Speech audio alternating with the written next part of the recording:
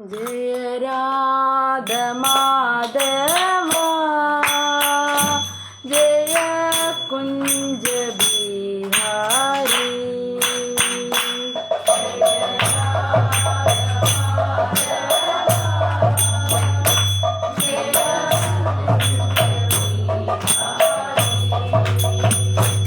जय राधा माधवा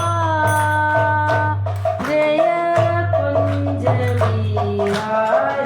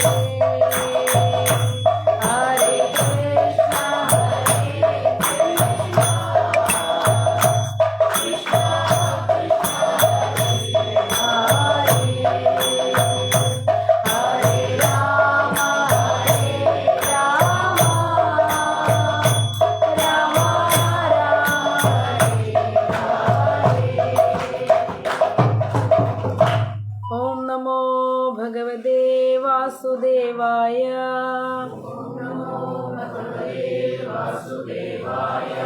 ओम नमो भगवते वासुदेवाय।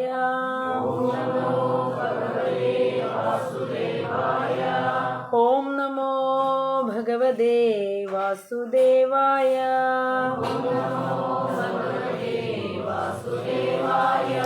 നാരായണം നമസ്കൃത്യ നരം ചൈവ നരോത്തമം ദേവീം സരസ്വതിം വ്യാസം തതോ ജയമുദീരയേ. ഹേ കൃഷ്ണ കരുണാ സിന്ധു ദീനബന്ധോ ജഗത്പദേ ഗോപേശ ഗോപികാ കാന്ത രാധാകാന്ത നമോസ്തുതേ. തപ്ത കാഞ്ചന ഗൗരാംഗീ രാധേ വൃന്ദാവനേശ്വരി വൃഷഭാനുസുതേ ദേവി പ്രണമാമി ഹരിപ്രിയേ. വാഞ്ചാകൽപതരുഭ്യശ്ച കൃപാസിന്ധുഭ്യ ഏവ ച പതിതാനാം പാവനേഭ്യോ വൈഷ്ണവേഭ്യോ നമോ നമഃ. നമ ഓം വിഷ്ണുപാദായ കൃഷ്ണപ്രേഷ്ഠായ ഭൂതലേ ശ്രീമദേ ജയപതാക സ്വാമിൻ ഇതി നാമിനേ. നമ ആചാര്യപാദായ ഹിതായ കൃപപ്രദായിനേ ഗൗരകദാദാമധായ നഗരഗ്രാമതാരിണേ. നമ ഓം വിഷ്ണുപാദായ കൃഷ്ണപ്രേഷ്ഠായ ഭൂതലേ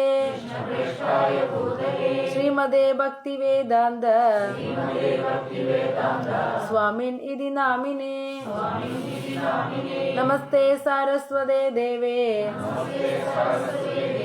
ഗൗരവാണി പ്രചാരിണേ നിർവിശേഷ ശൂന്യവാദി പാശ്ചാത്യദേശതാരിണേ. ജയ ശ്രീകൃഷ്ണ ചൈതന്യ പ്രഭു നിത്യാനന്ദ ശ്രീ അദ്വൈത ഗദാധര ശ്രീവാസാദി ഗൗരഭക്തവൃന്ദ. ഹരേ കൃഷ്ണ കൃഷ്ണ കൃഷ്ണ ഹരേ ഹരേ ഹരേ രാമ രാമ രാമ ഹരേ ഹരേ. ഹരേ കൃഷ്ണ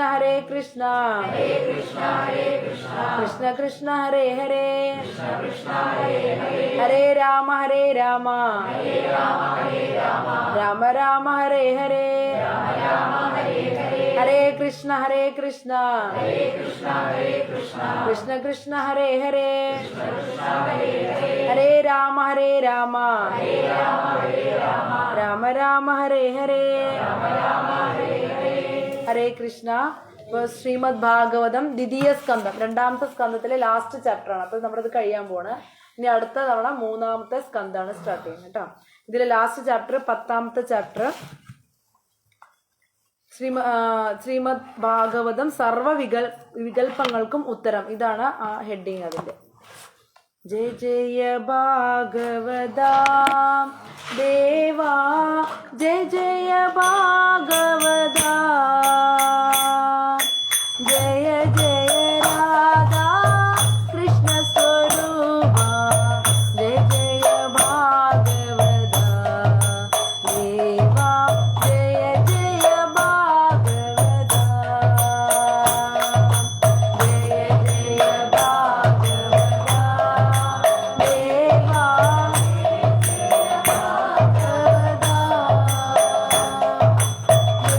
ജയ രാധാ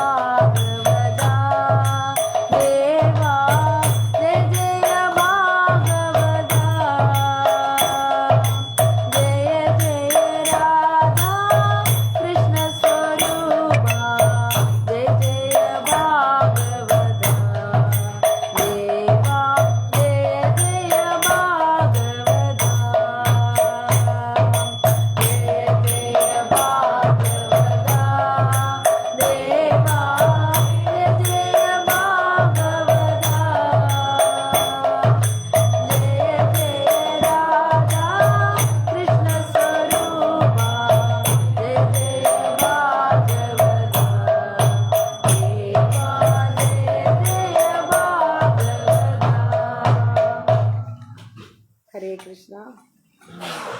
അപ്പോ ശ്രീമദ് ഭാഗവതം സർവ വികല്പങ്ങൾക്കും ഉത്തരം, എല്ലാത്തിനുള്ള ഉത്തരമാണ് ശ്രീമദ് ഭാഗവതം. അതാണ് ലാസ്റ്റ് ചാപ്റ്റർ. അപ്പോൾ ശുകദേവ ഗോസ്വാമി സംസാരിക്കുന്നതാണ്. അപ്പോൾ നമ്മളെല്ലാവരും ഭഗവാന്റെ ലോകത്തുനിന്ന് തെറ്റിപ്പിരിഞ്ഞ് സ്വയം ആസ്വദിക്കാനായിട്ട് വന്നുപെട്ട ജീവാത്മാക്കളാണ്. അതുകൊണ്ടാണ് നമുക്ക് ബദ്ധ ജീവാത്മാക്കൾ എന്ന് പേര് വന്നത്, അല്ലെ? ഗോലോകത്തും വൈകുണ്ഠത്തും ഇപ്പോഴും കുറേ എന്ന് പറയാൻ പറ്റില്ല, കോടിക്കണക്കിന്, നമുക്കത് എണ്ണാൻ പറ്റില്ല. അത്രയും നിത്യമുക്തരായ ജീവാത്മാക്കൾ വളരെ ആനന്ദത്തോടു കൂടി അവിടെ ജീവിക്കുന്നുണ്ട്. പക്ഷെ നമ്മളെ കുറേ പേര് ഈ ഭൗതിക ലോകത്തുള്ള 14 ലോകത്തുള്ള കുറേ ജീവാസത്തകൾക്ക് സ്വയം ആസ്വദിക്കണം എന്ന് ആഗ്രഹിച്ചിട്ട് അവിടെ നിന്ന് വിട്ട് ആ ഒരു സ്വയം ആസ്വാദനം എന്നുള്ള ചിന്ത എന്ന് പറഞ്ഞാൽ ഭൗതികമാണ്. അതുകൊണ്ട് നമ്മൾ അവിടെ നിന്ന് വന്ന് താഴോട്ട് വന്നു. ഇനി താഴോട്ട് വന്ന് കുറേ ജന്മങ്ങളെടുത്തു, പല ജന്മങ്ങളെടുത്തു. എന്തൊക്കെ എടുത്തു? ഈച്ചയായിട്ട്, പൂച്ചയായിട്ട്, പട്ടിയായിട്ട്, അല്ലേ? ദേവനായിട്ട്, ഗന്ധർവനായിട്ട്, യക്ഷനായിട്ട്, രാക്ഷസനായിട്ടും ഒക്കെ നമ്മൾ ജനിച്ച് മരിച്ച് നമ്മുടെ ആത്മാവിനൊരു ബോധ്യം വന്നു ഈ ഭൗതിക ലോകത്ത് ഒന്നും ശാശ്വതമായിട്ടില്ല, അല്ലെ? ജനിക്കുക, ഇവിടെ എന്തൊക്കെയുള്ളത്? ജനിക്കുക, മരിക്കുക, രോഗങ്ങൾ വരിക, അല്ലെ? പിന്നെന്താ ഒരു കാര്യം കൂടി ഉണ്ടല്ലോ, ജന്മ മൃത്യു ജരാനരങ്ങൾ വരിക, അല്ലെ? വയസ്സാവുക, വ്യാധി, ജന്മ മൃത്യു ജര വ്യാധി ദുഃഖ ദോഷാണ് ദർശനം. ഈ 4 കാര്യങ്ങളാണ് ഈ ഭൗതിക ലോകത്തുള്ളൂ. ഇത് മാത്രമേ ഉള്ളൂ, അല്ലേ? ഇത് നമ്മൾക്ക് റിയലൈസേഷൻ ആവണമെങ്കിൽ കുറെ കാലം ജനിച്ച് മരിച്ചിട്ട് ആത്മാവിന് ഇത് ശരിയായി മനസ്സിലാവും. ആത്മാവ് വിചാരിക്കുക എന്താണ്? ആത്മാവല്ല വിചാരിക്കുന്നത്, ആ ശരീരം എടുക്കുമ്പോൾ ആ ശരീരമാണ് പിന്നെ വിചാരിക്കുന്നത് ഞാൻ ഈ ശരീരമാണ്, ഈ ആത്മാവല്ല. ഈ ശരീരവുമായി ബന്ധപ്പെട്ട ഇന്ദ്രിയങ്ങൾക്ക് വേണ്ട സുഖങ്ങളൊക്കെ ആസ്വദിച്ച് ഇങ്ങനെ ജീവിക്കുന്ന ആഗ്രഹിച്ചിട്ട് ഓരോ സുഖങ്ങൾ തേടി ഈ ആത്മാവ്, അല്ലെ, ഈ ശരീരം ഇങ്ങനെ പോവാണ്. എന്നിട്ട് ആ ജന്മത്തിലും തീരാണ്ട് പിന്നെയും ജന്മങ്ങൾ എടുത്തിട്ട് ഇങ്ങനെ പോവാണ്, അല്ലെ? അങ്ങനെ ഈ ജീവാത്മാവിന് മടുക്കുമ്പോഴാണ് എന്ത് വരുന്നത്? ഇതെല്ലാം എൻ്റെ ഒറിജിനൽ സ്ഥലം, ഇതെല്ലാം ഞാൻ അന്വേഷിക്കുന്ന ആനന്ദം ഇതെല്ലാം എന്ന് തിരിച്ചറിയുമ്പോഴാണ് നമുക്ക് സത്സംഗം ഭഗവാൻ തരുന്നത്. ഭഗവാന്റെ ഭക്തരെയും ഭഗവത്ഗീതയും സത്സംഗവും, അല്ലെ, ഈ ജ്ഞാനമൊക്കെ തരുന്നത്. ഞാൻ ഈ ശരീരമല്ല, ആത്മാവാണ്, ഞാൻ ഭഗവാന്റെ അംശമാണ്, എനിക്ക് തിരിച്ച് ഭഗവാന്റെ അടുത്തേക്ക് പോകണം. ആ ഇത് വരുമ്പോഴാണ് നമ്മൾ സത്സംഗത്തിൽ വരുന്നത്. പിന്നെ നമ്മുടെ ലക്ഷ്യം എന്താ? ഭഗവാന്റെ അടുത്ത് തിരിച്ചു പോകണം. പിന്നെ നമുക്ക് മരണത്തിന് ഭയം ഉണ്ടാ? എന്താ മരണം, ജനനം, നമ്മൾക്ക് പോവാനാണ്, തിരിച്ചു പോകാനാണ് നമ്മളൊക്കെ വന്നേക്കണം. അല്ലെങ്കിൽ ഇങ്ങോട്ട് വരണ്ട, സത്സംഗത്തിൽ വരേണ്ട ആവശ്യമില്ല, അല്ലെ? സത്സംഗത്തിൽ എന്തിനാ വരേണ്ടത്? ഇനി മടുത്തു, എനിക്ക് ഭൗതിക ലോകത്ത് ചുറ്റിക്കറങ്ങി മടുത്തു. നമ്മൾക്ക് പുറമേ അത് അറിയില്ലെങ്കിൽ നമ്മുടെ ആത്മാവ് അത് അറിഞ്ഞിട്ടുണ്ട്. നമ്മൾ വിചാരിക്കേ ഞാൻ അങ്ങനെ വിചാരിച്ചിട്ടില്ലല്ലോ എന്ന് ചിലപ്പോൾ വിചാരിക്കുക. അങ്ങനെയല്ല, നമ്മുടെ ആത്മാവിനും മടുത്തിട്ടുണ്ട്. അതുകൊണ്ടാണ് ആത്മാവിന് സജ്ജനങ്ങളെ കണ്ടുമുട്ടണത്, അല്ലെ? തിലകവും കണ്ടമാലയും ഭഗവത്ഗീതയൊക്കെ കയ്യിൽ വരുന്ന നമ്മുടെ ആത്മാവിനും മടുത്തു. ശരിയായ ആനന്ദം അന്വേഷിച്ചു തുടങ്ങിയ ആത്മാവ്. അപ്പൊ നമുക്ക് എവിടെ വരികയാണ്? അവിടെ, അല്ലെ? ഇനി എന്തെവിടെ വന്നു കഴിഞ്ഞാൽ എങ്ങനെ തിരിച്ചു പോകാന്നുള്ളതാണ്, അല്ലെ? തിരിച്ചു പോകാൻ ആലോചിക്കണം, നമ്മൾ നാമം ജപിക്കണം, അല്ലെ? ഒരുപാട് കാര്യങ്ങൾ ചെയ്യാൻ പാടില്ല എന്ന് പറയണം. നമ്മൾ വീണ്ടും എന്താണ് ചെയ്തു കഴിഞ്ഞാൽ വീണ്ടും ഇവിടെ തന്നെ വരും. ദേഷ്യം പാടില്ല, ആഗ്രഹങ്ങൾ പാടില്ല എന്നൊക്കെ പറയുന്നത് ഒരു ഉണ്ണിയപ്പം ആഗ്രഹിച്ചാലും നമ്മൾ ആ ഉണ്ണിയപ്പം കഴിക്കാൻ വേണ്ടിയിട്ട് വീണ്ടും ജനിക്കണം, അല്ലേ? അപ്പോൾ എത്ര കഷ്ടപ്പെട്ടിട്ടാ നമ്മള് ഒരു ഉയർന്നു വരുന്ന, അപ്പോഴേക്കും ഇങ്ങനെ പാമ്പും കോണി കളിക്കണ പോലെ, അല്ലെ? ഒരു നിസ്സാര കാര്യത്തിന് വീണ്ടും താഴോട്ട് വരികയാണ്. അങ്ങനെ താഴോട്ട് വന്നിട്ട് നമുക്ക് ഈ കറങ്ങി അടിച്ച് മതിയായില്ലേ കറങ്ങി അടിച്ചിട്ട് വിശ്വപ്രഭ്രമന് മതിയായിട്ടില്ലേ? മതി കറങ്ങി അടിച്ചത്. കാരണം നമ്മുടെ അതിസുന്ദരമായ അതിശയകരമായ ആത്മീയ ശരീരം നമുക്ക് കിട്ടാൻ പോണ് ഭഗവാന് സമാനമായിട്ടുള്ളത്, അല്ലെ? 12 വയസ്സുള്ള 13 വയസ്സുള്ള മരണമില്ലാത്ത, ജനനമില്ലാത്ത, രോഗമില്ലാത്ത, വാർദ്ധക്യമില്ലാത്ത, സദാ ആനന്ദത്തിലിരിക്കുന്ന ശരീരമാണ് വേണ്ട. അങ്ങനെയല്ലേ വേണ്ടേ? എനിക്കതാ വേണ്ട കേട്ടോ. ഈ നരക്കണ ചുളിയാൻ പോണൊരു വൃത്തിയില്ലാത്ത ശരീരം, അത് എന്താണ്? ഒരു ദിവസം ഭക്ഷണം കഴിച്ചില്ലെങ്കിൽ അത് പ്രശ്നം, ഭക്ഷണം അധികം കഴിച്ചാൽ അത് പ്രശ്നം, അല്ലേ? ഒരു സുഖവും ഈ ശരീരം കൊണ്ടില്ല. ബാത്റൂമിൽ പോയാൽ കുഴപ്പം, പോയില്ലെങ്കിൽ കുഴപ്പം, നമ്മളെല്ലാവരും അനുഭവിക്കണം തന്നെയാണ്, അല്ലെ? മൊത്തം ഈ ശരീരം കൊണ്ട് സന്തോഷിക്കണമെന്ന് വെറുതെ പറയുകയാണ്. ശരിക്കും ആലോചിച്ചാൽ ആർക്കും സന്തോഷമില്ല, അല്ലെ? ശരീരത്തിന്റെ ഉള്ളിൽ എന്താ ഉള്ളത്? കഫം, മലം, മൂത്രം, രക്തം, കുറെ എല്ലും കെട്ടുകൾ, ഇതാണ് അതിന്റെ ഉള്ളിലുള്ളത്. സത്യത്തില് ഒറ്റയിരുന്ന് ആലോചിച്ച് നോക്കിക്കഴിഞ്ഞാൽ സത്യം പറഞ്ഞാൽ നമ്മൾ വൃത്തികേടിലാണ് ജീവിക്കുന്നത്, അല്ലെ? ഈ സ്ഥാനം പോയിട്ട് നമുക്ക് സത്യമായിട്ടുള്ള ശരീരം കിട്ടാനാണ് നമ്മൾ സജ്ജനങ്ങളായിട്ടുള്ള സമ്പർക്കം. അല്ലാണ്ട് ഈ ലോകത്ത് സുഖമൊന്നും ആഗ്രഹിക്കേണ്ട, അത് വന്നോളും, വന്നും പോയിക്കൊണ്ടൊക്കെ ഇരിക്കും, അല്ലെ? ഭഗവാൻ പറയണല്ലേ, മാത്രാ സ്പർശാസ്തു കൗന്ദേയ ശീതോഷ്ണ സുഖ ദുഃഖത ആഗമാ പായിനോ നിത്യ താം സ്ഥിതിഷുസ്ത ഭാരത. അർജുന, ഈ സുഖദുഃഖങ്ങളുടെ വരവും പോക്കും എങ്ങനെയാണ്? മഞ്ഞുകാലത്തിന്റെയും വേനൽക്കാലത്തിന്റെയും ഗതിവിഗതികൾ പോലെയാണ്. ഇത് വന്നും പോയിക്കൊണ്ടിരിക്കും. നീ എന്ത് ചെയ്യണം? താം സ്ഥിതിക്ഷസ്വ ഭാരത. ഇത് ഞാൻ മാറ്റിത്തരാന്ന് ഭഗവാൻ പറഞ്ഞിട്ടുണ്ട് എവിടെയെങ്കിലും? ഭഗവത്ഗീതയിൽ എവിടെയും പറഞ്ഞിട്ടില്ല. നമ്മൾ പറയാണ് ഭഗവാനൊക്കെ മാറ്റിത്തരുന്നത്. നമ്മുടെ ആഗ്രഹമാണത്. നമുക്ക് ആഗ്രഹമാണ് ഒക്കെ മാറണമെന്ന്. അതുകൊണ്ട് നമ്മൾ അതൊക്കെ ഭഗവാൻ മാറ്റിത്തരും. പക്ഷെ ഭഗവാൻ എവിടെയും വാക്ക് പറഞ്ഞിട്ടില്ല. നീ അത് സഹിക്കാൻ പഠിക്കണം അർജുന എന്നാ പറഞ്ഞേക്കണേ. സ്ഥാം സ്ഥിതി ശ്വസ്വ ഭാരത. അപ്പൊ ഭഗവാൻ പറഞ്ഞതിനെ നമ്മൾ വളച്ചൊടിക്കരുത്. എന്താ പറഞ്ഞിരിക്കണേ ഭഗവാൻ? അർജുന, ഇത് എന്താണ്? സുഖവും ദുഃഖവും മാറി മാറി ജീവിതത്തിൽ വരും. നീ എന്ത് ചെയ്യണം? ഇത് സഹിക്കാൻ പഠിക്കണം. മനസ്സിലായോ? ഇതാണ് ഭഗവാൻ. സത്യമായിട്ടുള്ള കാര്യങ്ങൾ പറയുമ്പോൾ വിഷമിക്കരുത്. എന്ന് വെച്ചാൽ ഇതാണ് സംഭവിക്കേണ്ടത് അല്ലേ? അപ്പൊ നമ്മൾ എന്ത് ചെയ്യുക? ഇതൊക്കെ വരും. ശരീരത്തിന് ക്ലേശങ്ങൾ വരും, ദുരിതങ്ങൾ വരും, രോഗങ്ങൾ വരും, ഈ പണസംബന്ധമായ പ്രശ്നം വരും, നമുക്ക് എല്ലാം ഉണ്ടാവും. പക്ഷെ എന്ത് ചെയ്യണം? നമ്മളത് ഈ ലോകത്ത് നമ്മുടെ കർമ്മഫലമാണെന്ന് കരുതുകയല്ലതാണ്, കർമ്മഫലം തന്നെയാണ്. അതുകൊണ്ട് സഹിക്കാൻ പഠിക്കണം അല്ലേ? ഈശ്വരന്റെ പരീക്ഷണമാണോ അത്? ആണോ? അല്ല, അത് വെറുതെ പറയാണ്. കൃഷ്ണൻ പരീക്ഷിക്കാനുള്ള യോഗ്യതയൊന്നും നമ്മളായിട്ടില്ല അല്ലെ? കൃഷ്ണനെ പരീക്ഷിക്കണേ ഗോപിയുടെ ലെവലിലൊരു ഭക്തനാവണം. ഭഗവാൻ നിസ്സാരക്കാരെ, നമ്മളെപ്പോലെ തലവേനിച്ച ജപിക്കാത്ത ആൾക്കാരെയൊക്കെ പരീക്ഷിക്കുന്ന ഭഗവാൻ നാണകേടുള്ളൂ അല്ലേ? ഭഗവാൻ നാണോ അശോ തോറ്റു നിങ്ങളെ കൊണ്ട് എന്ന് പറയുള്ളൂ അല്ലെ? ഭഗവാനെ പരീക്ഷിക്കണേ. ഈ പ്രപഞ്ചത്തിന്റെ അധിപതിയാണ് അല്ലെ? അദ്ദേഹത്തിന് പരീക്ഷിക്കണേ. അതിനേത് യോഗ്യതയുള്ള ആള് വേണം. അതാരാണ്? ഈ പൂന്താനത്തെ പോലുള്ളൊക്കെ ഒരു പരിശുദ്ധ ഭക്തന്മാരെയാണ് ഭഗവാൻ എന്ന് പരീക്ഷിക്കുള്ളൂ അല്ലെ? നമ്മളെ പോലുള്ള ഒരാളെ നമ്മൾ അങ്ങനെയൊന്നും പറഞ്ഞു നടക്കരുത്. ഭഗവാന്റെ പരീക്ഷ എന്ന് ഭഗവാൻ പരീക്ഷിക്കില്ല. നമ്മൾ അനുഭവിക്കണ മുഴുവൻ നമ്മുടെ ജന്മജന്മാന്തരങ്ങളായിട്ട് ചെയ്തു വന്ന കർമ്മത്തിന്റെ റിസൾട്ടാണ്. നല്ലതായിട്ടും നമ്മൾ അനുഭവിക്കേണ്ടത്, ചീത്തയായിട്ടും അനുഭവിക്കേണ്ടത് അല്ലെ? അത് കൃഷ്ണഭക്തര് ഇസ്കോണിൽ വന്നു കഴിഞ്ഞാൽ ആൾക്കാർക്ക് പേടിയാ. അയ്യോ ഭഗവാൻ പരീക്ഷിക്കും, ഭഗവാൻ പരീക്ഷിക്കണതല്ല ഇത് അല്ലേ? ആണോ? അങ്ങനെ തോന്നിയിട്ടുണ്ടോ? അല്ലല്ല. ഇവിടെ വന്നാലും ഇവിടെ വന്നില്ലെങ്കിലും ഇതൊക്കെ ഉണ്ടാവും നമുക്ക്. ഭക്തിയിൽ വന്നാലും ഭക്തിയിൽ വന്നില്ലെങ്കിലും ഈ ശരീരവുമായി ബന്ധപ്പെട്ട ജനിക്കുക, മരിക്കുക, രോഗം വരിക, വയസ്സാവുക, അതുമായി ബന്ധപ്പെട്ട ബന്ധുമിത്രാദികളായിട്ടുള്ള ക്ലേശങ്ങൾ ഒക്കെ അനുഭവിക്കണം. ഏതൊക്കെ ക്ലേശം ഉണ്ടെന്നാ പറഞ്ഞ ഭഗവാൻ? ത്രിവിധ ക്ലേശങ്ങള്. ആധ്യാത്മിക ക്ലേശം എന്ന് വെച്ചാൽ നമ്മുടെ മനസ്സിനും ശരീരത്തിനും ഉണ്ടാവുന്ന ക്ലേശം. മനസ്സുകൊണ്ട് നമ്മൾ ചിന്തിച്ചുണ്ടാക്കുന്ന പ്രയാസങ്ങള് ആധ്യാത്മികമാണ്. പിന്നെ ശരീരം എന്ന് പറഞ്ഞാൽ ശരീരത്തിൽ നമുക്ക് അറിയാം, എല്ലാവരും അനുഭവിക്കണം. ശരീരത്തിന് 35 വയസ്സ് കഴിഞ്ഞാൽ ഇരുന്നാ എണീക്കാൻ വയ്യ, പിന്നെ ആരെങ്കിലും എടുത്ത് പൊക്കണം, ബാക്ക് പെയിൻ എല്ലാം ഉണ്ടല്ലോ, എല്ലാവരും അനുഭവിക്കുന്നുണ്ട് അല്ലേ? വയറിന്റെ കംപ്ലൈന്റുകളൊക്കെ അനുഭവിക്കുന്നുണ്ട്. അപ്പോൾ എന്താണ് പറയാ, എന്താ പറഞ്ഞു വന്നത്? നമുക്ക് എല്ലാ തരത്തിലുള്ള പ്രശ്നങ്ങളും ഇവിടെ ഉണ്ട് അല്ലേ? പക്ഷെ ഭക്തിയിൽ വരുമ്പോഴുള്ള ഒരു ഗുണം എന്താന്ന് വെച്ച് കഴിഞ്ഞാൽ ഈ പ്രശ്നം നമ്മൾ മനസ്സിലായി അല്ലേ? ശരീരത്തിന്റെ പ്രശ്നം ഉണ്ട് നമുക്ക് നിറഞ്ഞു. മറ്റേ നമ്മൾ വിചാരിക്കണം എന്താ വെച്ച് കഴിഞ്ഞാൽ എന്തെങ്കിലുമൊക്കെ പൂജ ചെയ്തതൊക്കെ മാറുന്നതാണ്. പക്ഷെ ഇസ്കോൺ വരുമ്പോൾ അതെല്ലാം മനസ്സിലാക്കണം. ഈ ലോകത്ത് 3 തരം പ്രശ്നമുണ്ട് എന്നാ മനസ്സിലാക്കണം. എന്തൊക്കെയാണ്? ആധ്യാത്മികം പറഞ്ഞാൽ മനസ്സുകൊണ്ടുള്ള പ്രശ്നം, ശരീരം കൊണ്ടുള്ള പ്രശ്നം. പിന്നെ ആദിഭൗതികം, മറ്റ് ജീവജാലങ്ങളിൽ നിന്നുള്ള പ്രശ്നം. എന്താണ്? പാമ്പ് പേടിയില്ലേ?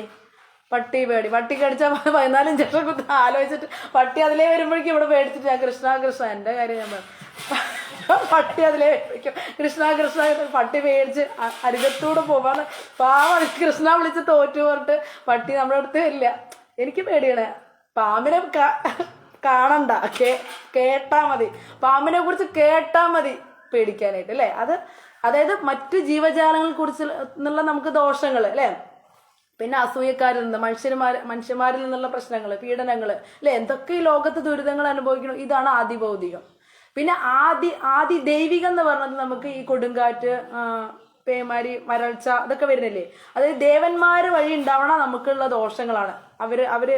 അവരുണ്ടാക്കുന്ന ദോഷങ്ങളാണെന്ന് വെച്ച് കഴിഞ്ഞാൽ ഈ വെള്ളപ്പൊക്കം അല്ലെ? പിന്നെ വരൾച്ച, പിന്നെ ചിലപ്പോൾ അതിവൃഷ്ടി, ചിലപ്പോൾ തീരെ മഴയില്ലാണ്ടിരിക്കുക, പിന്നെ അഗ്നിപർവ്വത സ്ഫോടനം, ഇടിമിന്നൽ കൊണ്ട് മരിക്കുക. ഇതൊക്കെ ആദിദൈവികമാണ്. ഇതുണ്ട് എന്നാ പറഞ്ഞു. ഇത് 3 ക്ലേശങ്ങളും ഇവിടെ ഉണ്ട്. അപ്പൊ മൊത്തം ഇവിടെ എന്താ ഉള്ളത്? ആലോചിച്ച് നോക്കി 90% ക്ലേശങ്ങളാണ്. പക്ഷെ 1% ചെറിയൊരു സുഖത്തിന് വേണ്ടി നമ്മൾ ഇതൊക്കെ അങ്ങോട്ട് വിട്ടിട്ട്, ഇതൊക്കെ മറന്നിട്ട് ഈ സുഖത്തിന് വേണ്ടിയിട്ട് നമ്മൾ പരക്കം പായ എന്ന് പറയില്ലേ? അതാണ് നമ്മളുടെ യഥാർത്ഥത്തിൽ നമ്മൾ ചെയ്തുകൊണ്ടിരിക്കുന്നത്. അപ്പൊ നമ്മൾ സത്യം മനസ്സിലാക്കി അല്ലെ? ഭഗവാന്റെ അടുത്ത് വന്നപ്പോ ഇനി എന്ത് ചെയ്യുക?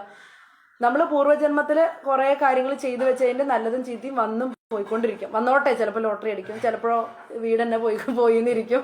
ഇതൊക്കെ വന്നും പോയിക്കൊണ്ടിരിക്കുന്നു അല്ലേ? ചിലപ്പോൾ ഭിക്ഷ യാചിച്ച് പോണ്ടി വരും, ചിലപ്പോൾ അല്ലേ നമ്മൾ വലിയ കോടീശ്വരിയായിട്ടും ജീവിക്കേണ്ടി വരും. ഇതൊക്കെ കർമ്മഫലങ്ങളാണ്. ഇതിൽ ഭഗവാൻ ഇടപെടുന്നില്ല. ഭഗവാൻ തരുന്നതല്ല, ഭഗവാൻ കളയണതല്ല അല്ലെ? ഇതെല്ലാം ഓരോ ജീവാത്മാക്കളുടെയും കർമ്മഫലമാണ്. ഭഗവാന് പക്ഷഭേദം ഉണ്ടോ? ഭഗവാൻ തരുന്നതാണെങ്കിൽ ഭഗവാൻ ഇത്രയും കഷ്ടപ്പെടുത്തണം ഓരോരുത്തരെ അല്ലെ? എല്ലാവരേക്കും സൂചിപ്പിച്ചൂടെ ഭഗവാന്? പക്ഷെ ഇത് ഭഗവാൻ തരുന്നില്ല, നമ്മളായിട്ട് ഉണ്ടാക്കി വെച്ചിട്ടുള്ള കർമ്മങ്ങളാണ് നമ്മൾ അനുഭവിക്കുന്നത്. ഇതിന്ന് നമ്മൾ മോചിക്കാനും ശാശ്വതമായ സുഖത്തിന് വേണ്ടിയിട്ടാണ് നമ്മൾ സജ്ജനങ്ങളെ കണ്ടുമുട്ടുന്ന സത്സംഗത്തിൽ വരുന്നത്, അല്ലെ? ഇനി ഈ സംഭവം, ഈ നല്ലതും ചീത്തയും എനിക്ക് വേണ്ട കൃഷ്ണ, പിന്നെ എന്താ വേണ്ടത്? എനിക്ക് ശാശ്വതമായിട്ടുള്ള എന്റെ സന്തോഷം, സദാ എപ്പോഴാണ് എനിക്ക് ആനന്ദത്തിലിരിക്കാൻ പറ്റുക? എവിടെയാണ് എനിക്ക് സദാ ആനന്ദത്തിലിരിക്കാൻ പറ്റുക? എല്ലാവർക്കും എന്താ ഇഷ്ടം? സന്തോഷം ഇഷ്ടമല്ലേ? ചിരിക്കാനും ആനന്ദിക്കാനും എല്ലാവർക്കും ഇഷ്ടമാണ്. അതിനാണ് നമ്മൾ കോമഡി സിനിമയൊക്കെ കാണുന്നത്. എല്ലാം ആനന്ദിക്കാനാണ് സിനിമാ തിയേറ്ററിൽ പോയി പൈസ കളയണത്, അല്ലെ? നല്ല ഫുഡ് വാങ്ങിച്ചു കഴിക്കണം ആനന്ദിക്കാനാണ്, നല്ല കല്യാണത്തിന് പോണത് ആനന്ദിക്കാനാണ്, അല്ലെ? സങ്കടപ്പെടാൻ പോകാൻ ആർക്കും ഇഷ്ടമല്ല. അപ്പൊ നമ്മുടെ ജീവാത്മാവ് സദാ ആനന്ദം എവിടെ കിട്ടുക? നമുക്ക് ആർക്കും അറിയില്ല. പക്ഷെ നമ്മുടെ ഋഷീശ്വരന്മാർക്ക്, മഹാഭക്തന്മാർക്ക് അറിയാം എവിടെയാണ് സദാ ആനന്ദമുള്ളത്. എവിടെയുള്ളത്? വൈകുണ്ഠ ലോകത്തിൽ, ഈ ഭൗതിക ലോകത്തിന്റെ മുകളില് കോടിക്കണക്കിന് വൈകുണ്ഠ ലോകങ്ങളുണ്ട്. അതിന്റെ മുകളിൽ, അതിന്റെ നടുവിലായിട്ട് ഗോലോക വൃന്ദാവനം പറഞ്ഞിട്ടുള്ള കൃഷ്ണ ലോകമുണ്ട്. വൈകുണ്ഠ ലോകങ്ങൾ മുഴുവൻ നാരായണനായിട്ടാണ് ഭഗവാൻ ഇരിക്കുന്നത്, വിഷ്ണുവായിട്ട് ഗോലോകത്ത് കൃഷ്ണ രൂപത്തിലിരിക്കുന്നത്. ഈ 2 സ്ഥലങ്ങളിൽ പോയാൽ മാത്രമേ നമ്മൾ ആഗ്രഹിക്കുന്ന സദാ ആനന്ദം ലഭിക്കുള്ളൂ. പക്ഷെ ഇതിൽ നമ്മൾ വിചാരിച്ചടനെ പോകാൻ പറ്റുമോ? ഇല്ല. നമ്മൾ ഈ പറയുന്ന ചിട്ടകളൊക്കെ ചെയ്യണം. കാരണം ചെറിയ ചെറിയ മിസ്റ്റേക്ക് ഉണ്ടെങ്കിൽ വീണ്ടും ഇവിടെ വീഴും, അല്ലെ? അതുകൊണ്ട് നമ്മൾ എന്താ പറയുക, കാമം ആഗ്രഹങ്ങൾ ഇല്ലാണ്ടാക്കണം, അല്ലെ? അഥവാ ആഗ്രഹം വന്നത് കൃഷ്ണന് വേണ്ടിയാക്കി മാറ്റുക. നമുക്ക് നല്ല ഡ്രസ്സ് ഇടാൻ ആഗ്രഹമാണ്, അപ്പൊ എന്ത് ചെയ്യുക? അഷ്ടമരോണിക്ക് നല്ല പുതിയ ഡ്രസ്സ് വാങ്ങിച്ചിടുക. ഭഗവാന്റെ ഉത്സവങ്ങൾക്ക് വൃന്ദാവനത്തിൽ പോകാനും അങ്ങനെയൊക്കെ നമ്മൾ ഭഗവാന്റെ കാര്യങ്ങൾക്കായിട്ട് ഡ്രസ്സ് വാങ്ങിച്ച് ഇടുക. നല്ല ഫുഡ് കഴിക്കാൻ ഇഷ്ടമാണ്, നമ്മുടെ ആഗ്രഹങ്ങളാണ്. അപ്പൊ നമ്മൾ എന്ത് ചെയ്യുക? കൃഷ്ണന് വേണ്ടി നല്ല ഫുഡ് ഉണ്ടാക്കി കൃഷ്ണനെ നിവേദിച്ചിട്ട് അതിന്റെ പ്രസാദം കഴിക്കുക. ഈ ആഗ്രഹങ്ങളെ മുഴുവൻ കൃഷ്ണന് വേണ്ടിയാക്കി നമ്മൾ മാറ്റുക, അല്ലെ? അങ്ങനെയാണ് ചെയ്യുന്നത്. ആഗ്രഹങ്ങൾ, കാമ, ക്രോധം, ദേഷ്യം കൃഷ്ണന് വേണ്ടിയിട്ട്, കൃഷ്ണന്റെ ഭക്തന്മാരെയോ കൃഷ്ണനെ ആരെങ്കിലും കുറ്റം പറഞ്ഞാൽ ദേഷ്യപ്പെടുക. അല്ലാതെ വെറുതെ ഇരുന്ന് നമ്മൾ ദേഷ്യപ്പെട്ടാൽ നമുക്ക് അപ്പോഴും കർമ്മഫലം. കാമ, ക്രോധ, ലോഭം, മോഹം. ലോഭം പറഞ്ഞ പിശുക്കല്ലേ, പണത്തിനോടുള്ള ആർത്തി, അല്ലെ? ലോഭം, മോഹം. മതം പറഞ്ഞ ഭ്രാന്ത്, ഞാൻ ഈ ശരീരമാണെന്ന് ചിന്തിക്കുന്ന എന്നെ ഭ്രാന്താണ്. മൊത്തം നമ്മളപ്പോൾ 100% ആൾക്കാരും ഭ്രാന്തിലാണ് ആദ്യം തന്നെ ജീവിക്കുന്നത്. ഞാൻ ഈ ശരീരമാണ് ചിന്തിക്കുന്നതിനാണ് അത്ര ഭ്രാന്ത് എന്ന് പറയും. അപ്പോൾ നമ്മൾക്ക് ഭ്രാന്താണോ? അല്ലോ ആണ്. ബോഡിയിൽ തന്നെ, ബോഡി കോൺഷ്യസിലാണ് നമ്മൾ ഇപ്പോഴും ഇരിക്കുന്നത്. അപ്പോൾ പിന്നെ മത്സര ബുദ്ധി, ഞാൻ ആദ്യമാണ് അവരേക്കുള്ള മുകളിലെത്തണം, അങ്ങനെയുള്ള മത്സര ബുദ്ധി, ഇത് മുഴുവൻ നമ്മൾ ഒഴിവാക്കണം. അത് ചിട്ടയായിട്ടുള്ള ജപത്തിലൂടെയും സത്സംഗത്തിലൂടെയും ഇത് ഒഴിവാവുള്ളൂ. നമ്മൾ ഒരു ദിവസം കൊണ്ട് വിചാരിച്ചാലൊന്നും മാറില്ല, അല്ലെ? അത് വേര് പിടിച്ച് കിടക്കുക ഈ സ്വഭാവം. നമുക്ക് ഒരു ദിവസം കൊണ്ട് വന്നിട്ടില്ലല്ലോ. അപ്പൊ ഈ സ്വഭാവങ്ങൾ മാറ്റണം നമ്മൾ നിർബന്ധപൂർവ്വം. പിന്നെ എന്താ പറയാ, സദാ കൃഷ്ണ ചിന്തയിലിരിക്കണം. എന്ത് ചിന്തിച്ച് മരിക്കണം അപ്പോഴേ നമ്മൾ അതായിട്ട് മാറുന്ന പറയും. അപ്പൊ സദാ കൃഷ്ണന്റെ ചിന്തയിലിരിക്കണം, അല്ലെ? അതിനാണ് ഈ നാമജപം, സത്സംഗവും, ഭാഗവതം, നിത്യം ഭാഗവതം വായിക്കുക. അപ്പൊ നിത്യം ഭഗവത്ഗീത ഭാഗവതം വായിക്കുമ്പോൾ നിത്യം എന്താണ്? നമുക്ക് നമ്മുടെ തലച്ചോറിൽ കയറുന്ന മുഴുവൻ കൃഷ്ണനെ സംബന്ധിയായിട്ടുള്ള ഭക്തന്മാരും ഒക്കെ അല്ലേ? അപ്പൊ നമ്മുടെ മൈൻഡിൽ, ബ്രെയിനിൽ മുഴുവൻ ഈ കൃഷ്ണ ഭക്തരും ഇരിക്കും. അപ്പോൾ മരണസമയത്തും ഈ ഇരിക്കണ തന്നെയാ പുറത്തേക്ക് വരുള്ളൂ, അല്ലെ? എന്താണ് നമ്മുടെ ഉള്ളിൽ സ്റ്റോർ ചെയ്ത് വെച്ച് അത് തന്നെയല്ലേ പുറത്ത് വരിക, അല്ലെ? അപ്പൊ നമ്മൾ സ്റ്റോർ ചെയ്ത് വെക്കേണ്ടത് എന്തായിരിക്കണം? കൃഷ്ണ കഥകള്, സത്സംഗങ്ങള്, നാമജപം, അല്ലെ? പ്രസാദം, അഭിഷേകം, ഇതൊക്കെ കണ്ണ് നിറഞ്ഞ് അത് മുഴുവൻ സ്റ്റോർ ചെയ്ത് വെക്കണം. ഇതിനാണ് സത്സംഗം നമ്മൾ ചെയ്യണത്. അങ്ങനെ ചെയ്ത് എപ്പോഴാണോ നമ്മൾ ഫിറ്റ് ആവുന്നത്, പരിശുദ്ധമായ മനസ്സും ഹൃദയത്തിൽ മുഴുവൻ കൃഷ്ണനാവുമ്പോൾ ഭഗവാൻ എന്ത് ചെയ്യും? നമ്മൾ ആ സമയം, ഭഗവാൻ അറിയാം ഏത് സമയത്താണ് നമ്മൾ എടുക്കേണ്ടത്, അല്ലെ? ഭഗവാന് നമ്മളോട് കാരുണ്യമുണ്ട്. അതുകൊണ്ട് ആ സമയത്ത് ഭഗവാൻ നമ്മളെ ഗോലോകത്തേക്ക് നമ്മുടെ ആത്മാവിനെ കൊണ്ടുപോകും, അല്ലെ? അതിന് വേണ്ടിയിട്ട് വെയിറ്റ് ചെയ്തിട്ടും ട്രൈ ചെയ്തുകൊണ്ടിരിക്കുക നമ്മൾ, അല്ലെ? നമ്മൾ പരിശീലിക്കുകയാണ് എന്ത്, അല്ലെ? ആദ്യം നമുക്ക് ഒരു ജന്മം കൊണ്ട് തന്നെ ചിലപ്പോൾ നടന്നൊന്നും വരില്ല, ആ ഒരു ലെവല് ചിലപ്പോൾ കുറെ ജന്മങ്ങൾ എടുക്കുന്നുണ്ട്. അപ്പൊ ഈ ജന്മം കുറച്ച് ചെയ്തു, മുഴുവനായില്ല. അപ്പൊ എന്ത് ചെയ്യും? അടുത്ത ജന്മം നല്ല ഭക്തന്മാരുടെ വീട്ടിൽ വൃന്ദാവനത്തിലൊക്കെ പോയിട്ട് ജനിക്കും നമ്മൾ. അവിടെ ഡയറക്റ്റ് സേവ ചെയ്യാൻ തുടങ്ങും വിഗ്രഹങ്ങൾക്ക്. അവിടെയും ഫിറ്റായോ നോക്കും ഭഗവാൻ. ഫിറ്റായില്ലെങ്കിൽ എന്ത് ചെയ്യും? വീണ്ടും ഒരു ജന്മം, കുറച്ചുകൂടെ സന്യാസിയായിട്ടൊക്കെയുള്ള ജന്മങ്ങൾ തരും നമുക്ക്, അല്ലെ? ചെറുപ്പത്തിലെ ഭൗതിക ആഗ്രഹങ്ങളൊന്നും ഇല്ലാതെ സന്യാസ ജീവിതമൊക്കെ എടുക്കും നമ്മള്. അപ്പൊ അതിലും ഫിറ്റാവും നോക്കി. എവിടെയാണ്, ഏത് ജന്മത്തിലാണ് നമ്മൾ പൂർണ്ണമായിട്ട് ഫിറ്റാവുന്നത്? മനസ്സ് പരിശുദ്ധമാവണം, എണ്ണ പോലത്തെ ഹൃദയമാവുക, സദാ കൃഷ്ണനെ മാത്രം ചിന്തിച്ചുകൊണ്ടിരിക്കുക. ആ ഫിറ്റാണ് ജന്മത്തിൽ നമ്മളെ ഗോലോകത്തിലേക്ക് ഭഗവാൻ എടുക്കും. അതുവരെ ഭഗവാൻ എന്തെയും ചെയ്തതിനുള്ള റിസൾട്ട് തരും. നല്ല പുണ്യധാമത്തിൽ ജനിച്ച ഒരു ദോഷമില്ല നമുക്ക്, അല്ലെ? ഭഗവാന്റെ എന്താ പറയാ, വൃന്ദാവനത്തിലെ മായപ്പൂർ അങ്ങനെയുള്ള സ്ഥലങ്ങളിലൊക്കെ ജനിച്ച് ഡയറക്റ്റ് സേവ കിട്ടണേ അത് ഭാഗ്യാണ്. മഹാഭക്തന്മാരെ വീട്ടിൽ ജനിച്ച് ചെറുപ്പത്തിലെ ആരതിയും, അല്ലെ, നാമജപവും ഒക്കെ കിട്ടുന്നത് അതൊക്കെ നമ്മുടെ ചെയ്ത പുണ്യകർമ്മം കൊണ്ടാണ്, അല്ലാതെ വെറുതെ ആ ജന്മം കിട്ടില്ല. അപ്പോൾ ഭക്തന്മാര് കുറച്ച് റെഡി ആയിട്ട് വെച്ച് കഴിഞ്ഞാൽ ഇങ്ങനത്തെ നല്ല നല്ല ജന്മങ്ങൾ കിട്ടും. ശരിക്കും ശരിയായ ഭഗവാൻ ഉദ്ദേശിക്കുന്ന രീതിയിൽ കറക്റ്റായി കഴിഞ്ഞാൽ ഗോലോകത്തും പോകും. അപ്പൊ എല്ലാവരുടെ ലക്ഷ്യം എന്താ സത്യത്തില്? ഗോലോകത്ത് തിരിച്ചെത്തുക എന്നുള്ളത് അല്ലെ. അപ്പൊ ഗോലോകത്ത് പോണവരെ ആലോചിക്കുമ്പോൾ നമുക്ക് സത്യം തന്നെ അവർക്ക് ഭാഗ്യമാണ് ഉണ്ടായിരിക്കും അല്ലെ. പുറമെ ശാരീരികമായി നോക്കുമ്പോൾ നമുക്കത് ദുഃഖമായിട്ട് തോന്നും. ശരിക്കും ആത്മീയമായിട്ട് നോക്കുമ്പോൾ അവര് ഇച്ഛിച്ച ആ ആനന്ദത്തിലേക്കാണ് എത്തുന്നത്. അവർ ഇത്ര കാലം എന്തിനു വേണ്ടിയിട്ടാണോ ഭഗവാന്റെ സേവ ചെയ്ത് അല്ലെ, ഇത്ര കാലം എന്താണ് ആഗ്രഹിച്ചിട്ടാണോ ചെയ്തത്, ആ ആഗ്രഹമാണ് സഫലമാക്കുന്നത് അല്ലെ. അപ്പൊ ഹരേ കൃഷ്ണ. ഇനി നമുക്ക് ഈ ചാപ്റ്ററിലേക്ക് പോവാം. ശുകദേവ ഗോസ്വാമി ഭഗവാന്റെ അതിബൃഹത്തായ വിരാട് രൂപത്തിൽ നിന്ന് വിശ്വം എങ്ങനെയാണ് പ്രത്യക്ഷമായതെന്ന് ചതുശ്ലോകി ഭാഗവത്തിലൂടെയാണ് അവിടെ വിശദീകരിക്കുന്നത് കേട്ടോ. കഴിഞ്ഞ അധ്യായത്തില് ശുകദേവ ഗോസ്വാമി പറയാണ്, ഒരുപാട് സൗണ്ട് ഉണ്ടോ? ശുകദേവ ഗോസ്വാമി പറയാണ്, ആരോടാ പറയുന്നത്? പരിശുദ്ധ മഹാരാജാവിനോട് എങ്ങനെയാണ് സൃഷ്ടി നടന്നത് അതിനെ കുറിച്ചിട്ടാണ് പറയുന്നത്. അപ്പോൾ സൃഷ്ടി നടക്കുമ്പോൾ ഒരു വിരാട് പുരുഷൻ ആദ്യം ഉണ്ടാവുന്നുണ്ട്. ആ വിരാട് രൂപം അതിനെക്കുറിച്ച് പറയുന്നത്. അതിബൃഹത്തായ വിരാട് രൂപത്തിൽ നിന്നാണ് വിശ്വം, ഭൗതിക ലോകം ഉണ്ടായിട്ടുള്ളത്. അത് കഴിഞ്ഞ അധ്യായത്തിൽ പറഞ്ഞാണ്. ഈ അധ്യായത്തിൽ അതിന്റെ ബാക്കി. ഈ അധ്യായത്തിൽ ഇനി 51 ശ്ലോകമാണ്. ഇതിന്റെ പ്രധാനപ്പെട്ട കാര്യങ്ങളാണ് പറയുന്നത്. അപ്പൊ ഈ അധ്യായത്തിൽ ശുഗമഹർഷി ആദ്യം തന്നെ പറയുന്നത് ഭാഗവത്തിനെ 10 വിഭജിച്ചിട്ടുണ്ട്. 10 വിഭജനങ്ങൾ ഉണ്ടെന്നാ പറഞ്ഞത്. അതിൽ ഒന്ന് സർഗം എന്ന് പറയും. സർഗം പറഞ്ഞാൽ പ്രപഞ്ച സൃഷ്ടി. അതായത് ഈ സർഗം പറഞ്ഞാൽ വിഷ്ണു സൃഷ്ടിക്കുന്നതിനാണ് സർഗം പറഞ്ഞത്. അതായത് നമ്മൾ കേട്ടിട്ടുണ്ടാവും, കൃഷ്ണ, പുതിയ ആളുകൾ അധികം കേട്ടിട്ടുണ്ടാവില്ല, കൃഷ്ണ ഭഗവാനിൽ നിന്നാണ് ബലരാമൻ ഉണ്ടായത്. ബലരാമനിൽ നിന്ന് 4 വിസ്തരണം ഉണ്ടാവുന്നത്. ചതുർവ്യൂഹം എന്നാണ് അതിന്റെ പേര്. അതാരൊക്കെ വെച്ചാൽ സംഘർഷണൻ, അനിരുദ്ധൻ, പ്രദ്യുപ്നൻ, വാസുദേവൻ, 4 പേര്. ഈ 4 പേരുണ്ടാവുന്നു. ഈ സംഘർഷണിൽ നിന്ന് വീണ്ടും നാരായണൻ എന്ന് പറഞ്ഞിട്ടൊരു പ്രത്യക്ഷപ്പെടുന്നുണ്ട്. നാരായണൻ. ഈ നാരായണനിൽ നിന്ന് വീണ്ടും ചതുർവ്യൂഹം ഉണ്ടാവുന്നുണ്ട്. അതും സംഘർഷണൻ, അനിരുദ്ധൻ, പ്രദ്യുപ്നൻ, വാസുദേവൻ തന്നെയാണ് പേര്. ആ രണ്ടാമത്തെ ചതുർവ്യൂഹത്തിലെ സംഘർഷണിൽ നിന്ന് 3 പുരുഷാവതാരം ഉണ്ടാവുന്നുണ്ട്. 3 പുരുഷാവതാരം. അപ്പൊ ഈ ഒരു ഹൈറാർക്കി മനസ്സിലായോ? കൃഷ്ണനിൽ നിന്ന് ആരുണ്ടാവണം? ബലരാമനിൽ നിന്ന് 4 പേരുണ്ടായി. സംഘർഷണൻ, വാസുദേവൻ, അനിരുദ്ധൻ, പ്രദ്യുമ്നൻ. ഈ സംഘർഷണിൽ നിന്നൊരു നാരായണ രൂപം ഉണ്ടാവുന്നുണ്ട്.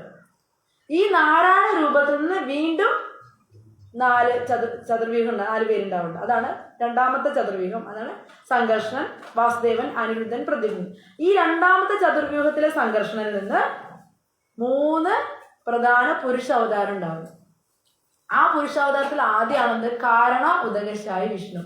അദ്ദേഹമാണ് പ്രപഞ്ച സൃഷ്ടിക്കുള്ള മൂലകാരണം. അതിനെയാണ് സർഗം എന്ന് പറയുന്നത്. അദ്ദേഹമാണ് എന്താണ് പ്രപഞ്ച സൃഷ്ടി ചെയ്യുന്നത്. അദ്ദേഹം ഇങ്ങനെ കാരണജലം എന്ന് പറയും. കാരണം പറഞ്ഞാൽ എല്ലാ കാരണവും അതിൽ നിന്നുണ്ടാവണം. അതുകൊണ്ട് ആ ജലത്തിന് കാരണജലം. ഈ വൈകുണ്ഠത്തിന് പുറത്താണ് ഈ കാരണജലങ്ങൾ. വൈകുണ്ഠ ലോകങ്ങളുണ്ടല്ലോ, അതിന് ചുറ്റിയായിട്ട്, ഇതിന്റെ മുകളിലാണ് വൈകുണ്ഠ ലോകം, കാരണജലത്തിന്റെ മുകളിൽ. അപ്പൊ ആ വൈകുണ്ഠത്തിന് ചുറ്റിയായിട്ട് കിടക്കണതാണ് എന്താണ്? ഈ കാരണജലം. ആ കാരണജലത്തില് ഭഗവാന്റെ പ്രഥമ പുരുഷാവതാരം അതാരാണ്? കാരണ ഉദകശായി വിഷ്ണു. ഇദ്ദേഹത്തിന് വേറൊരു പേരുണ്ട്, മഹാവിഷ്ണു. കാരണ ഉദകശായി വിഷ്ണുവിന്റെ പേരാണ് മഹാവിഷ്ണു. ഈ മഹാവിഷ്ണു ശൈഖ്യാണ്. അദ്ദേഹത്തിന്റെ രോമകൂപങ്ങളിൽ നിന്ന് കോടിക്കണക്കിന് ബ്രഹ്മാണ്ടങ്ങൾ ഗോളം ഗോളായിട്ട് പ്രപഞ്ചങ്ങൾ ഇങ്ങനെ വന്നുകൊണ്ടിരിക്കുകയാണ്. ഗോളം ഗോളായിട്ട് ഈ സൃഷ്ടിനെയാണ് എന്ത് പറയുന്നത്?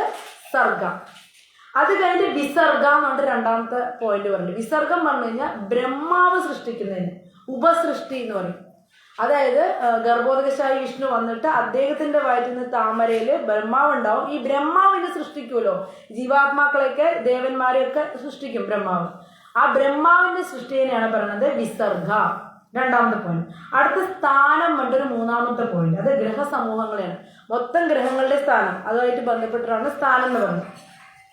ഇനി പോഷണം, ഈ സൃഷ്ടിനെ മുഴുവൻ സംരക്ഷിക്കണ്ടല്ലോ, അതിനെയാണ് പോഷണം പറയുന്നത്. ഈ സംരക്ഷണം ആരാ തരുന്നത്? വിഷ്ണു അല്ലേ, സംരക്ഷിക്കുക. അത് കഴിഞ്ഞ് ഊദയ എന്ന് പറഞ്ഞാൽ സൃഷ്ടിപരമായ പ്രചോദനം. ഈ സൃഷ്ടിക്ക് പ്രചോദനം കൊടുക്കുന്ന ആരാണ്? ഭഗവാൻ തന്നെയാണ്, ഗർഭോദകശായി വിഷ്ണു. അത് കഴിഞ്ഞ ശേഷം ബ്രഹ്മാവ് മനുക്കളെ സൃഷ്ടിക്കുന്നു, അതാണ് മന്വന്തര എന്ന് പറയുന്നത്. ഇനി അടുത്തത് ഈശാനുഗത, 7ാമത്തെ പോയിന്റാണ്. അത് ഭഗവാന്റെ ശാസ്ത്രം കൂടി പഠിപ്പിക്കേണ്ട എല്ലാവരെയും, ജീവാത്മാക്കളെ തിരിച്ചു പോകാനായിട്ട്. അത് 7ാമത്തെ പോയിന്റ്. 8ാമത്തെ പോയിന്റ് നിരോധ. ഇതൊക്കെ കഴിഞ്ഞിട്ട് ഭഗവാന്റെ ശാസ്ത്രം പഠിച്ചു കഴിഞ്ഞാൽ ജീവാത്മാക്കൾ അടുത്ത് എന്ത് ചെയ്യുന്നത്? നിരോധ, ഭഗവാനിലേക്ക് മടങ്ങി പോകാനുള്ള പരിശ്രമമാണ്. സൃഷ്ടി നടന്നു അല്ലേ, ഇനി സംരക്ഷണം നടന്നു, ഇനി എന്താ ചെയ്യാം? സൃഷ്ടി സംരക്ഷണം നടന്നു. ഇനി ഭഗവത് ശാസ്ത്രം പഠിക്കുകയാണ്. പഠിച്ചിട്ട് എന്ത് ചെയ്യണേ? ഭഗവാൻ ലോകത്തേക്ക് തിരിച്ചു പോകാനാണ്. തിരിച്ചു പോകണതിനാണ് എന്ത് പറയുന്നത്? മുക്തി, അല്ലേ? മുക്തി പറയും. ഇനി മുക്തിക്ക് വേണ്ടി നമ്മൾ ആരെയാണ് ആശ്രയിക്കുന്നത്? ആശ്രയാണ്, പരമോന്നതനായിട്ടുള്ള ഭഗവാനെ ആശ്രയിക്കുന്നു. ഇങ്ങനെ 10 ഘടകങ്ങളുണ്ട് ഭാഗവത്തിൽ, 10 ഭാഗങ്ങളുണ്ട് എന്നാണ് പറയുന്നത് കേട്ടോ. ഇത് കുറച്ച് ഗ്രാമർ പാർട്ടാണ്, കുറച്ച് മനസ്സിലാക്കാനൊക്കെ ബുദ്ധിമുട്ട് തോന്നും. ഒന്ന് ശ്രദ്ധിച്ചിരുന്നാൽ മതി കേട്ടോ. ഇനി ആദ്യത്തെ 7 ശ്ലോകങ്ങളിൽ ഈ 10 വിഭാഗ ലക്ഷണങ്ങളെ കുറിച്ചിട്ടാണ് പറയുന്നത്.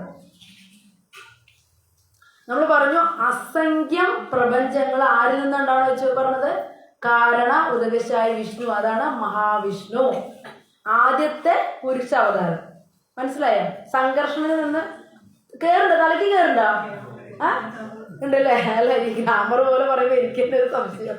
അതായത് സംഘർഷണിൽ നിന്ന് വന്ന ഫസ്റ്റ് പ്രഥമ പുരുഷാവതാരണ കാരണ ഉദകശായി വിഷ്ണു. അദ്ദേഹത്തിന്റെ രോമകൂപങ്ങളിൽ നിന്നാണ് അദ്ദേഹം ഇങ്ങനെ ശയിക്കുകയാണ്, അല്ലെ? നല്ല ഭംഗിയായിട്ട്, നല്ല ഭഗവാനെ വർണ്ണിക്കാൻ അവർ പറയണ്ടല്ലോ. എങ്ങനെയായിരിക്കും ഭഗവാൻ കിടക്കണ്ടാവെന്ന് ആലോചിച്ച് നോക്ക്, അല്ലെ? നമുക്ക് പത്മനാഭസ്വാമിനെ കണ്ടു കഴിഞ്ഞാൽ ഭഗവാന്റെ ഭംഗി കിടക്കാൻ കാണാൻ പറ്റും, അല്ലെ? അതുപോലെ ശയിക്കുകയാണ് കാരണജലത്തില്. അദ്ദേഹം വെറുതെ ശയിക്കുമ്പോൾ ഇച്ഛിക്കുകയാണ്. ഈ ജീവാത്മാക്കൾ ഉറങ്ങിക്കിടക്കുന്നവരുണ്ടല്ലോ, ഗോലോകത്ത് പോവാത്തവര്, നമ്മളെ പോലെ കുറെ എണ്ണം വേണ്ടി വയ്ക്കുകയല്ലോ ഇവിടെ, അല്ലെ? ഗോലോകത്ത് പോവാത്ത ഈ ജീവസത്തകളിനെ ഇനി ജനിപ്പിച്ച് അവരെ റെഡിയാക്കണം ഭഗവാൻ. അപ്പൊ ഭഗവാൻ ഇച്ഛിക്കുകയാണ് ഈ ജീവസത്തകൾക്ക് ശരീരം കൊടുക്കണം, അല്ലെ? അതുകൊണ്ട് അദ്ദേഹം ഇച്ഛിച്ചപ്പോ തന്നെ അദ്ദേഹത്തിന്റെ രോമകൂപങ്ങളിൽ നിന്ന് ബ്രഹ്മാണ്ടങ്ങൾ വരാൻ തുടങ്ങി. ഈ ബ്രഹ്മാണ്ടങ്ങൾ വന്നു കഴിഞ്ഞു. ഇനി എന്തേ? ഈ ബ്രഹ്മാണ്ടങ്ങളെ പ്രവർത്തിപ്പിക്കണ്ടേ? വെറുതെ ബ്രഹ്മാണ്ടങ്ങൾ നിറയെ വന്നു.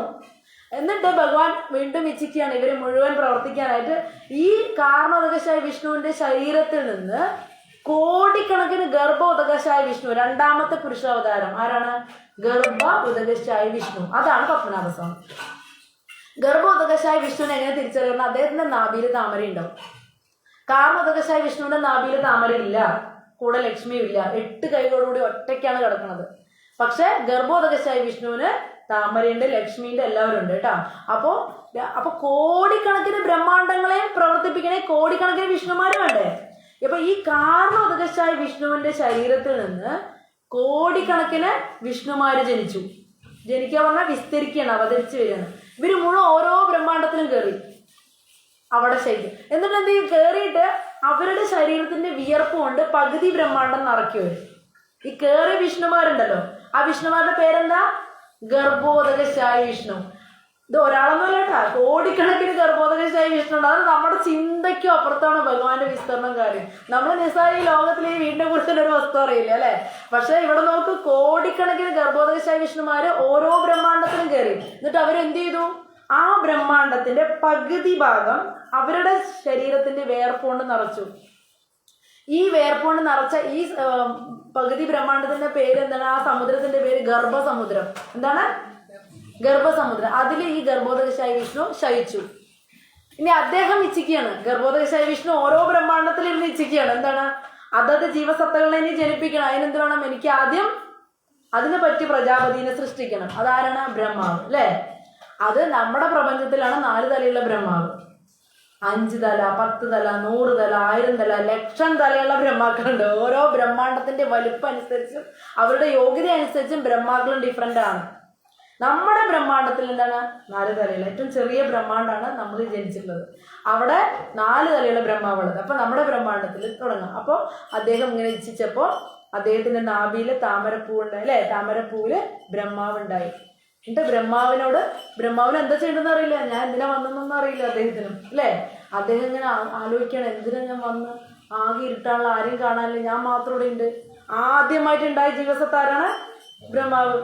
കൂടെ ആരുമില്ല, ഭഗവാനെ കാണാനും പറ്റില്ല. ഭഗവാനെ അങ്ങനെ പെട്ടെന്ന് കാണാൻ പറ്റും ആർക്കെങ്കിലും? അപ്പൊ അദ്ദേഹത്തിന് നിരാശയായി. എന്താ ചെയ്യേണ്ടത്? നിരാശയായപ്പോഴാണ് ഈ അന്തരീക്ഷത്തിൽ തപ എന്നുള്ള ശബ്ദം വരും, തപസ് ചെയ്യൂന്ന്. അപ്പോ ഈ ബ്രഹ്മാവ് തപസ് ചെയ്യാനായി തുടങ്ങി. അങ്ങനെ 1000 ദേവവർഷങ്ങളോളം തപസ് ചെയ്തപ്പോഴാണ് അദ്ദേഹത്തിന് മുന്നിൽ ഭഗവാൻ പ്രത്യക്ഷനായി. അപ്പൊ ഭഗവാൻ പ്രത്യക്ഷനായപ്പോൾ ഭഗവാനെ വർണ്ണിക്കുകയാണെങ്കിൽ ബ്രഹ്മസംഹിത, അല്ലെ? ഭഗവാന്റെ രൂപമൊക്കെ കാണാനാകുന്നു. അതാണ് ഈശ്വര പരമ കൃഷ്ണ സച്ചിദാനന്ദ വിഗ്രഹം അനാദിരാദി ഗോവിന്ദ സർവകാരണ കാരണം. എല്ലാ കാരണത്തിന്റെയും കാരണം അവിടെ നിന്നാണ്. ഈശ്വരൻ, പരമമായ ഈശ്വരൻ കൃഷ്ണ അവിടെ നിന്നാണെന്ന് പറയുന്നത്, അല്ലെ? അദ്ദേഹം എങ്ങനെയാണ്? അദ്ദേഹത്തിന് ഗോലോകം വർണ്ണിക്കുന്നത് ചിന്താമണി പ്രകൃതസ്മ കൽപ്പവൃക്ഷ. ഗോലോകം എങ്ങനെ ചിന്താമണി കല്ലുകൾ കൊണ്ടാണ് ഗോലോകം ഉണ്ടാക്കിയിരിക്കുന്നത്. നമ്മളെപ്പോലെ ഈ വക സാധനങ്ങളുണ്ടല്ല, ചിന്താമണി കല്ലുകൊണ്ട്, അതായത് വളരെയധികം വിലപിടിപ്പുള്ള എന്താണ് പറയുക കല്ലുകൾ കൊണ്ടാണ് ആ ഗോലോകത്തെ ഓരോ വീടും ഉണ്ടാക്കിയിരിക്കുന്നത്. നമ്മുടെയൊക്കെ ഒരു വീട് അവിടെ ഉണ്ട് കേട്ടോ. അത് പറയുമ്പോൾ ആലോചിക്കണം, നമുക്കൊക്കെ ഓരോ വീട് ഗോലോകത്തിലുണ്ട്. അത് എന്തുകൊണ്ട് ഉണ്ടാക്കിയിരിക്കണേ അല്ലേ? ചിന്താമണി കല്ലുകളുണ്ട്. അവിടെ കൽപ്പവൃക്ഷ എന്ന് പറഞ്ഞു കഴിഞ്ഞാൽ എന്തും ചോദിച്ചാൽ കിട്ടുന്ന വൃക്ഷങ്ങളുണ്ട്. ഇപ്പം നമ്മളിവിടെ എന്താണ് മാവിനോട് മാങ്ങ മാത്രമേ ചോദിക്കാൻ പറ്റുള്ളൂ, ചക്ക ചോദിച്ചാൽ കിട്ടില്ല അല്ലേ, ആപ്പിൾ ചോദിച്ചാൽ കിട്ടില്ലല്ലോ. പക്ഷെ ഗോലോകത്തെ വൃക്ഷങ്ങള് കൽപ്പവൃക്ഷങ്ങളാണ്, എന്ത് ചോദിച്ചാലും കിട്ടും. എനിക്ക് ആ ഒരു വൃക്ഷത്തെ നോക്കിയിട്ട് മസാല ദോശ വേണം പറഞ്ഞാൽ മസാല ദോശ കിട്ടും. അത് എന്താണ് ചോദിക്കുന്നത് അതാണ് കൽപ്പവൃക്ഷ അല്ലേ. പിന്നെന്താ പറയുക, അദ്ദേഹത്തിന്റെ രൂപം തന്നെയാണ് അടുത്ത് പറഞ്ഞു. ഗോലോകം പറഞ്ഞു. പിന്നെ അദ്ദേഹത്തിന്റെ രൂപം എന്താണ്? വേണു കുണന്തം അരവിന്ദ ദളായ ദാക്ഷം. വേണു പിടിച്ചിട്ടുണ്ട് അല്ലെ. അദ്ദേഹത്തിന്റെ കണ്ണ് അരവിന്ദ നയന, എങ്ങനെയാ വെച്ചാൽ താമര ഇതൾ പോലെ, വിടർന്ന താമര ഇതൾ പോലെ നീളത്തിലുള്ള കണ്ണുകളാണ് ഭഗവാന്റെ അല്ലെ. അദ്ദേഹത്തിന് കന്ദർപ്പ കോടിക മനീയ വിശേഷ ശോഭം. കോടിക്കണക്കിന് കാമദേവന്മാരും ഒന്നിച്ചു നിന്നാൽ എത്ര ഭംഗിയുണ്ടാവും, അത്രയും ഭംഗിയും സുന്ദരനാണ് കൃഷ്ണ ഭഗവാൻ. ഇതൊക്കെ ആരാ പറഞ്ഞത്? ബ്രഹ്മാവ്. അപ്പൊ ക്ലാസ്സിൽ ശ്രദ്ധിക്കുന്നുണ്ട്, ബ്രഹ്മാവാണ് പറഞ്ഞത് അല്ലേ. ഇനി പിന്നെന്തൊക്കെ പറഞ്ഞു വെച്ചാൽ ഈ 16 ഘടകങ്ങളൊക്കെ ഉണ്ടായി. ഈ ഭഗവാൻ ഇങ്ങനെ സൃഷ്ടിക്കുമ്പോൾ എന്തൊക്കെ ഉണ്ടാവുന്ന വെച്ചാൽ ദ്രവ്യത്തിന്റെ 16 ഘടകങ്ങളായിട്ടുള്ള പഞ്ചഭൂതങ്ങൾ ഉണ്ടായി. പഞ്ചഭൂതങ്ങൾ എന്തൊക്കെയാ? അഗ്നി, പഞ്ചഭൂതങ്ങൾ അഗ്നി, ജലം, വായു, ഭൂമി അല്ലേ. പിന്നെ അതിന്റെ കൂടെ അതിന്റെ കാര്യങ്ങളായിട്ടുള്ള ശബ്ദം ഉണ്ടായി. ആകാശത്ത് നിന്ന് വരാണ് ശബ്ദം. പിന്നെ രുചി, രൂപം, ഗന്ധം, സ്പർശം, ഇങ്ങനെ 5 വിഷയങ്ങളും ഉണ്ടായി. പിന്നെ നമ്മുടെ ജ്ഞാനേന്ദ്രിയങ്ങള്, കണ്ണ്, മൂക്ക്, നാക്ക്, ത്വക്ക്, ചെവി, പിന്നെ ഇത് കൂടാതെ മനസ്സ്, ഇങ്ങനെ 16 ഘടകങ്ങള് ദ്രവ്യത്തിന്റെ സൃഷ്ടിക്കപ്പെട്ടു. ആദ്യത്തെ സൃഷ്ടിയാണ് ഈ പറയുന്നത് കേട്ടോ, സൃഷ്ടിക്കപ്പെട്ടു. ഇതൊക്കെ സർഗം എന്നാണ് പറയുന്നത്. ഇതൊക്കെ കാരണോദകശായ വിഷ്ണുവിൽ നിന്നാണ് സൃഷ്ടിക്കപ്പെട്ടത്. അതുകൊണ്ട് ഇതിനെന്താ പറയാ? സർഗം എന്ന് പറയും. പക്ഷെ ഇവ പ്രകൃതി ഗുണങ്ങളുമായി പരസ്പരം പ്രവർത്തിക്കുമ്പോൾ പക്ഷെ ഈ 3 ഗുണങ്ങളുണ്ടല്ലോ, പ്രകൃതി ഗുണങ്ങൾ, അതുമായിട്ട് ഈ സർഗം, ഈ 16 ഘടകങ്ങൾ പ്രവർത്തിക്കുമ്പോൾ ഉണ്ടാകുന്ന പ്രതിഫലം രണ്ടാമത്തെ സൃഷ്ടിയായി മാറി. ഇതാണ് വിസർഗം എന്ന് പറയുന്നത് കേട്ടോ. സൃഷ്ടിക്ക് വേണ്ട ഘടകങ്ങളും ആജ്ഞാനവർക്കായി ബ്രഹ്മാവും വിഷ്ണുവിന്റെ 1ാമത്തെയും 2ാമത്തെയും പുരുഷാവതാരങ്ങൾ ആദ്യമായി സൃഷ്ടിക്കപ്പെട്ടതിന് സർഗം എന്ന് പറയും. ഇനി സർഗം എന്ന് പറഞ്ഞാൽ എന്തൊക്കെയാണെന്ന് വെച്ച് കഴിഞ്ഞാൽ, സൃഷ്ടിക്ക് വേണ്ടിയുള്ള 16 ഘടകങ്ങൾ ഉണ്ടായല്ലോ, സൃഷ്ടിച്ചു. നമ്മൾ പറഞ്ഞില്ലേ എന്തൊക്കെയാ 16 ഘടകങ്ങൾ? പഞ്ചഭൂതങ്ങള്, ജ്ഞാനേന്ദ്രിയങ്ങൾ, കർമ്മേന്ദ്രിയങ്ങൾ, മനസ്സ്, ഇങ്ങനെ 16 ഘടകങ്ങളും. പിന്നെയോ ബ്രഹ്മാവിനെ സൃഷ്ടിച്ചു. പിന്നെ വിഷ്ണുവിന്റെ തന്നെ 1ാമത്തെയും 2ാമത്തെയും പുരുഷാവതാരം. ഏതൊക്കെയാണ്? കാരണോദകശായ വിഷ്ണു, ഗർഭോദകശായ വിഷ്ണു. ഇതൊക്കെയാണ് ആദ്യമായി വന്നുള്ള സൃഷ്ടി. ഇതിനാണ് പറയുന്നത് സർഗം. മഹാവിഷ്ണുവിന്റെ പ്രഥമ പുരുഷാവതാരം നമ്മൾ പറഞ്ഞു അല്ലെ. ഇനി ഗർഭോദകശായ വിഷ്ണുവാണ് 2ാമത്തെ പുരുഷാവതാരം എന്ന് പറഞ്ഞു. ഇനി അത് നമ്മൾ പറഞ്ഞു കഴിഞ്ഞു. ഈ ബ്രഹ്മാവ് വന്നിട്ട് 84 ലക്ഷം തരം ജീവജാലങ്ങളെ സൃഷ്ടിക്കണമെന്ന് പറഞ്ഞു അല്ലേ. 84 ലക്ഷം തരം മനുഷ്യരുണ്ട്, ദേവന്മാര്, പുരുഷന്മാര്, കിന്നരന്മാര്, പിന്നെന്താണ്, പിന്നെ ഉരകങ്ങള്, പക്ഷി മൃഗാദികള്, പിന്നെ ആരൊക്കെയാണ് ജലത്തിൽ ജീവിക്കുന്നത്, അഗ്നിയിൽ ജീവിക്കുന്ന, ആകാശത്തിൽ ജീവിക്കുന്ന സൂക്ഷ്മജീവികൾ, അത് കൂടാണ്ട് വൃക്ഷലതാദികൾ, ഇതൊക്കെ പെടും കേട്ടോ. 84 ലക്ഷം ജീവസത്തകൾ. ഇതൊക്കെ വിസർഗമാണ്. ഇതൊക്കെ എന്താണ്? വിസർഗം. വിസർഗം പറഞ്ഞാൽ ഉപസൃഷ്ടി. 2ാമത് സൃഷ്ടി നടത്തി. ഇതൊക്കെ ഭഗവാൻ എല്ലാം സൃഷ്ടിച്ചത്. ഇതൊക്കെ ആരാ? ബ്രഹ്മാവ് സൃഷ്ടിച്ചു. അതിന് 2ാമത്തെ സൃഷ്ടിയാണ് പറഞ്ഞാൽ ഉപസൃഷ്ടി എന്ന് പറയും. അപ്പൊ ഈ ഉപസൃഷ്ടിയിലൊക്കെ ഇനി വെറുതെ പ്രവർത്തിക്കുക, അതിനും ഭഗവാൻ വേണമെന്നേ. സൃഷ്ടിച്ചു, ഇവര് പ്രവർത്തിക്കുന്ന വല്ല ഇവരുടെ ഹൃദയത്തിലെ ആൾക്കാർ വേണം. ആരാ വേണ്ടത്? ഇനി ഗർഭോദകശായ വിഷ്ണുവിൽ നിന്ന് ഭഗവാന്റെ 3ാമത്തെ പുരുഷാവതാരമായിട്ടുള്ള ക്ഷീരോദകശായ വിഷ്ണു, ഇദ്ദേഹത്തിന് പറയുന്ന പേരാണ് പരമാത്മാവ്. ഈ പരമാത്മാവ് എല്ലാവരുടെയും ഹൃദയത്തില്, എല്ലാ ചരാചരങ്ങളിലും, സകല ചരാചരങ്ങളിലും എന്തുണ്ട്? ചലിക്കുന്നതും ചലിക്കാതെ എല്ലാ ചരാചരങ്ങളിലും ആര് വന്നു? പരമാത്മാവ് കയറി. ആരാണ്? ഭഗവാന്റെ 3ാമത്തെ പുരുഷാവതാരമായിട്ടുള്ള ക്ഷീരോദകശായ വിഷ്ണു, ഇദ്ദേഹത്തിന്റെ പേരാണ് പരമാത്മാവ്. അദ്ദേഹം എല്ലാ ചരാചരങ്ങളും കയറി. അതാണ് ഇനി അടുത്ത് പറഞ്ഞത് കേട്ടോ. ഇനി ഈ വിഷ്ണുവാണ് ഇനി എല്ലാ ചരാചരങ്ങളെയും സംരക്ഷിക്കുന്ന ആരാണ്? നമുക്കറിയാം, സൃഷ്ടി സ്ഥിതി സംഹാരം എല്ലാവരും ആണല്ലേ. വിഷ്ണുവാണ് സംരക്ഷിക്കുന്നത്. ഈ വിഷ്ണു അല്ല കൃഷ്ണനിൽ നിന്ന് വന്ന വിസ്തരണമാണ് ഈ വിഷ്ണു. അതായത് ഈ വിഷ്ണു ക്ഷീരോദകശായ വിഷ്ണു. ഈ സംരക്ഷിക്കുന്ന വിഷ്ണു ആരാണ്? ക്ഷീരോദകശായി നമ്മുടെ പരമാത്മാവാണ് നമ്മൾ സംരക്ഷിക്കുന്നത്. ക്ഷീര ഉദകശായി വിഷ്ണു. അദ്ദേഹത്തിന് പ്രത്യേകം വൈകുണ്ഠ ലോകങ്ങൾ ഈ ലോകത്ത് തന്നെ ഉണ്ട്. ഈ ഭൗതിക ലോകത്തിന്റെ വാതിൽ പഴുത് പറയില്ലേ, അറ്റത്ത് ഒരു പാൽക്കടലുണ്ട്. ആ പാൽക്കടലില് ക്ഷീരോദകശായ വിഷ്ണു, നമ്മുടെ ഹൃദയത്തിൽ അതേ ക്ഷീരോദകശായ വിഷ്ണു വ്യക്തി രൂപത്തിൽ വ്യത്യസ്തമായിട്ട് ഈ പാൽക്കടലിൽ ശയിക്കുന്നുണ്ട്. ഈ വിഷ്ണുവാണ് നമ്മുടെ പ്രപഞ്ചത്തിലെ സകല ചരാചരങ്ങളെയും സംരക്ഷിക്കുന്നത്, അല്ലേ? അപ്പൊ ആ വിഷ്ണു ഒന്നും ശ്രദ്ധിക്കണില്ല, ഓരോരുത്തരും അവരവരുടെ ഡ്യൂട്ടിയാണ് ചെയ്യുന്നത്, അല്ലേ? കാർണോദകശായ വിഷ്ണു അവിടെ ശ്രദ്ധിക്കണില്ല. ആരെ ശ്രദ്ധിക്കണേ? ക്ഷീരോദകശായ വിഷ്ണു അവിടെ സംരക്ഷിക്കണം.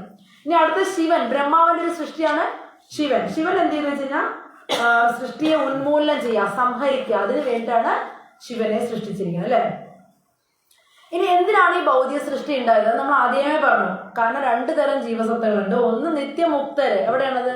നിത്യമുക്തർ എവിടെയാ? വൈകുണ്ഠ ലോകത്ത്, ഗോലോകത്ത്. നിത്യബദ്ധര് ഇവിടെയുള്ളവര്, അല്ലെ? ഇവിടെയുള്ള എല്ലാവരും, കാണാവുന്ന എല്ലാ സകല ജീവസത്തകളും നിത്യബദ്ധരാണ്. ഈ ബദ്ധ ആത്മാക്കൾക്ക് വേണ്ടിയിട്ടാണ് ഈ സൃഷ്ടി മുഴുവൻ നടത്തുന്നത്. ഈ ഭഗവാൻ അത്രയും കഷ്ടപ്പെട്ട് എന്തിനാ ഇതൊക്കെ ചെയ്യണത്? നമ്മളെ പടിപടിയായി ഉയർത്തി തിരിച്ചു കൊണ്ടുപോകാനാണ്, അല്ലെ? തിരിച്ച് ഭഗവാന്റെ അടുത്തേക്ക് തന്നെ തിരിച്ചു കൊണ്ടുപോകണം. പക്ഷെ പെട്ടെന്ന് നമ്മൾ പോവില്ല. നമുക്ക് എന്ത് വേണം? നമ്മുടെ ഈ ആഗ്രഹങ്ങൾ സഫലീകരിക്കണം.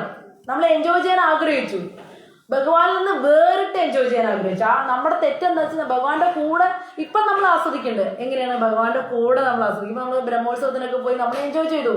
എങ്ങനെയാ എൻജോയ് ചെയ്തത്? കൃഷ്ണന്റെ കൂടെ എൻജോയ് ചെയ്തു. പക്ഷെ നമ്മൾ ഗോലോകത്തിൽ ഇരുന്നപ്പോ, വൈകുണ്ഠത്തിൽ ഇരുന്നപ്പോ ഭഗവാനിൽ നിന്ന് മാറി എൻജോയ് ചെയ്യാൻ ആഗ്രഹിച്ചു. അപ്പൊ അവിടെ പറ്റുമോ? ഭഗവാൻ അപ്പൊ നമ്മുടെ ആഗ്രഹത്തിനനുസരിച്ച് ഭഗവാൻ വേറൊരു ലോകം സൃഷ്ടിച്ചു തരാണ്. ഇവർ എൻജോയ് ചെയ്തോണ്ട് എത്ര കാരുണ്യം നോക്ക്. എന്തായാലും എന്നെ കൂടാണ്ട് എൻജോയ് ചെയ്യണമെന്നാണ് ഇവർക്ക് ആഗ്രഹം. അതുകൊണ്ട് ഞാൻ ഇവർക്ക് വേറൊരു ലോകം സൃഷ്ടിച്ച് കൊടുക്കാന്ന് പറഞ്ഞിട്ട് ഭൗതിക ലോക സൃഷ്ടി ഭഗവാൻ നടത്താണ്. എന്നിട്ട് നമുക്ക് ഈ ലോകത്ത് എൻജോയ് ചെയ്യാൻ സമ്മതിക്കണം. പക്ഷെ ഭഗവാനെ വിട്ടിട്ട് എൻജോയ് ചെയ്തിട്ട് എന്ത് സംഭവിച്ചു? ഒരു സന്തോഷമില്ല ആർക്കും, അല്ലെ? ആർക്കെങ്കിലും സന്തോഷമുണ്ടോ ഈ ലോകത്ത് എൻജോയ് ചെയ്ത്? വെറുതെ സന്തോഷം ഉണ്ടെന്ന് ആരെങ്കിലും പറയണേ അത് നുണ പറയും, അല്ലേ? നമ്മൾ വെറുതെ മറച്ചു വെച്ചിട്ട് നുണ പറയണം. കാരണം ശരീരം കൊണ്ട് ഒരു സുഖമില്ല, നമ്മുടെ മനസ്സുകൊണ്ടും നമുക്ക് സുഖമില്ല, നാട്ടുകാരെ കൊണ്ട് സുഖമില്ല, അല്ലേ? മൊത്തത്തിൽ ആരെ കൊണ്ടും ഒരു സുഖമില്ല. പിന്നെ നമുക്ക് കൃഷ്ണൻ ഉണ്ടല്ലോ എന്നുള്ളൊരു സുഖമാണ് ഇപ്പൊ നമ്മൾ അനുഭവിക്കുന്ന സുഖം. ഇതൊക്കെ കാണല്ലേ, നമുക്ക് സത്സംഗം ഉണ്ടല്ലോ, നാമജപം ഉണ്ടല്ലോ എന്നുള്ള സുഖം മാത്രമേ നമ്മൾ അനുഭവിക്കുള്ളൂ. ബാക്കിയുള്ളവരുടെ കാര്യം പറയേ വേണ്ട. കൃഷ്ണഭക്തരുടെ കാര്യം ഞാൻ പറഞ്ഞത്. കൃഷ്ണഭക്തരല്ലാത്തവരുടെ കാര്യം അവർക്ക് ഒരു സന്തോഷം എന്ന് പറഞ്ഞത് ഇല്ല. അവരുണ്ടെന്ന് വെറുതെ നാട്യം നടിക്കുകയാണ്, അല്ലെ? ഉള്ളുകൊണ്ട് വെറുതെ വിഷമിക്കുകയാണ് അവർ. അപ്പോൾ ഇങ്ങനെ വന്ന ബദ്ധാത്മാക്കൾക്ക് വേണ്ടിയിട്ട് ഈ അടക്കി ഭരിക്കാൻ വേണ്ടിയിട്ട് ഭഗവാൻ എന്ത് ചെയ്തു? ഈ ഭൗതിക ലോകം കൊടുത്തു. ഭഗവാനെ പോലെ അടക്കി ഭരിക്കണം നമുക്കും. അപ്പൊ ഭഗവാൻ അവിടെ ഒരാളുള്ളപ്പോൾ പിന്നെ രണ്ടാൾക്ക് അവിടെ രാജാവാൻ പറ്റില്ലല്ലോ. അപ്പൊ ഭഗവാൻ എന്ത് ചെയ്തു? വേറൊരു സ്ഥലം തന്നു, അല്ലെ? അടക്കി ഭരിക്കാൻ വേണ്ടി തന്നു.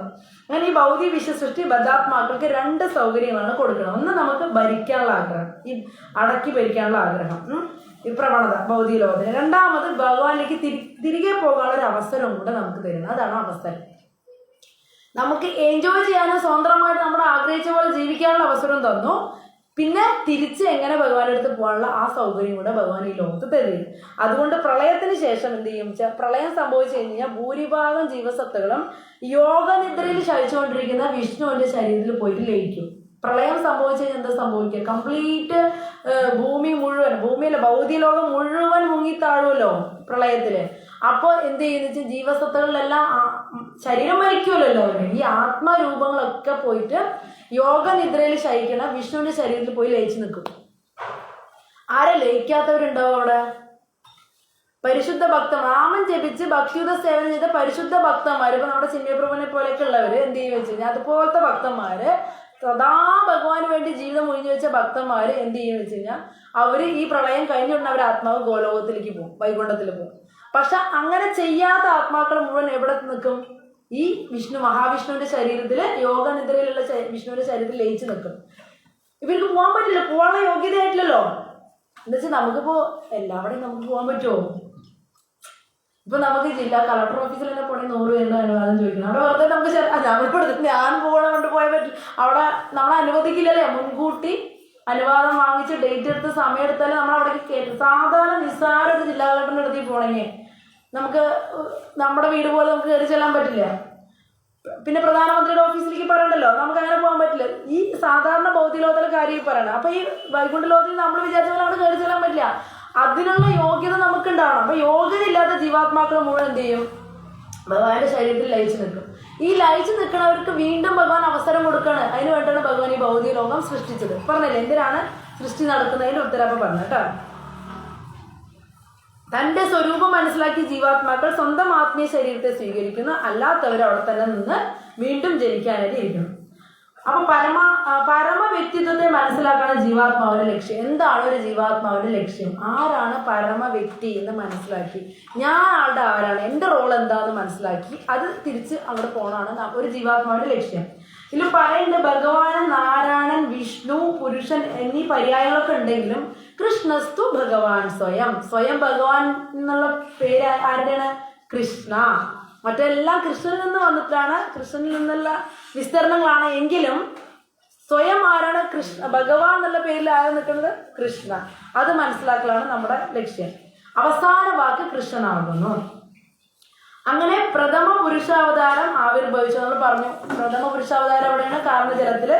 ആ സാഗരത്തിൽ ഭഗവാന്റെ അതിബൃഹത്തായിട്ടുള്ള വിരാട് രൂപം പുറത്തേക്ക് വന്നു. കാരണോദകശായി വിഷ്ണു ആ കാരണജലത്തിൽ ശയിച്ചുവല്ലോ, പ്രപഞ്ചങ്ങൾ സൃഷ്ടിച്ചല്ലോ. അവിടെ നിന്ന് എന്താ ഉണ്ടായെന്ന് വെച്ച് കഴിഞ്ഞാൽ ആ കാരണജലത്തിൽ നിന്ന് ഒരു അതിബൃഹത്തായിട്ടുള്ള വിരാട് രൂപം ഉണ്ടായി കൃഷ്ണഭഗവാൻ. ഇത് ഭൗതികമായിട്ടുള്ള രൂപമാണ്. ഭൗതിക ലോകത്തിനെ കംപ്ലീറ്റ് പൊതിയുന്ന വിരാട് രൂപം. ഇത് കൃഷ്ണന്റെ തന്നെ ഭൗതികമായിട്ടുള്ള ഒരു രൂപമാണ്. ഭൗതികം എന്ന് പറഞ്ഞാൽ മനുഷ്യരെ പോലുള്ള ഭൗതികതല്ല, നമ്മുടെ ജീവസത്തളെ പോലുള്ള ഒരു ഭൗതികമല്ല. ഭഗവാനെ സംബന്ധിച്ചിടത്തോളം ഭഗവാന്റെ ഏറ്റവും താഴ്ന്ന രൂപമാണത് ഈ വിരാട് രൂപം. ഈ വിരാട് രൂപം കോടിക്കണക്കിന് ബ്രഹ്മാണ്ടങ്ങളിലുള്ള അതീന്ദ്രിയ ജലത്തിൽ ശയിക്കാനായിട്ട് ഇച്ഛിക്കുകയാൽ ഒരു പ്രപഞ്ചത്തിലും അദ്ദേഹം ഈ എന്താന്ന് വെച്ചാൽ ഈ വിരാട് രൂപം എന്ന് വെച്ചാൽ ഓരോ ബ്രഹ്മാണ്ടങ്ങളിലും പ്രവേശിക്കാൻ ആഗ്രഹിച്ചപ്പോൾ അദ്ദേഹം ഓരോ പ്രപഞ്ചത്തിലും പ്രവേശിച്ചു. ഈ പരമോന്നത പുരുഷൻ വ്യക്തിശൂന്യനല്ല, രൂപമുള്ള ആളാണ്, രൂപമില്ലാത്ത ആളല്ല എന്ന് പറഞ്ഞത്. അദ്ദേഹം ഒരു വ്യക്തിയാണ്, പരമോന്നതനായിട്ടുള്ള ഒരു നരൻ.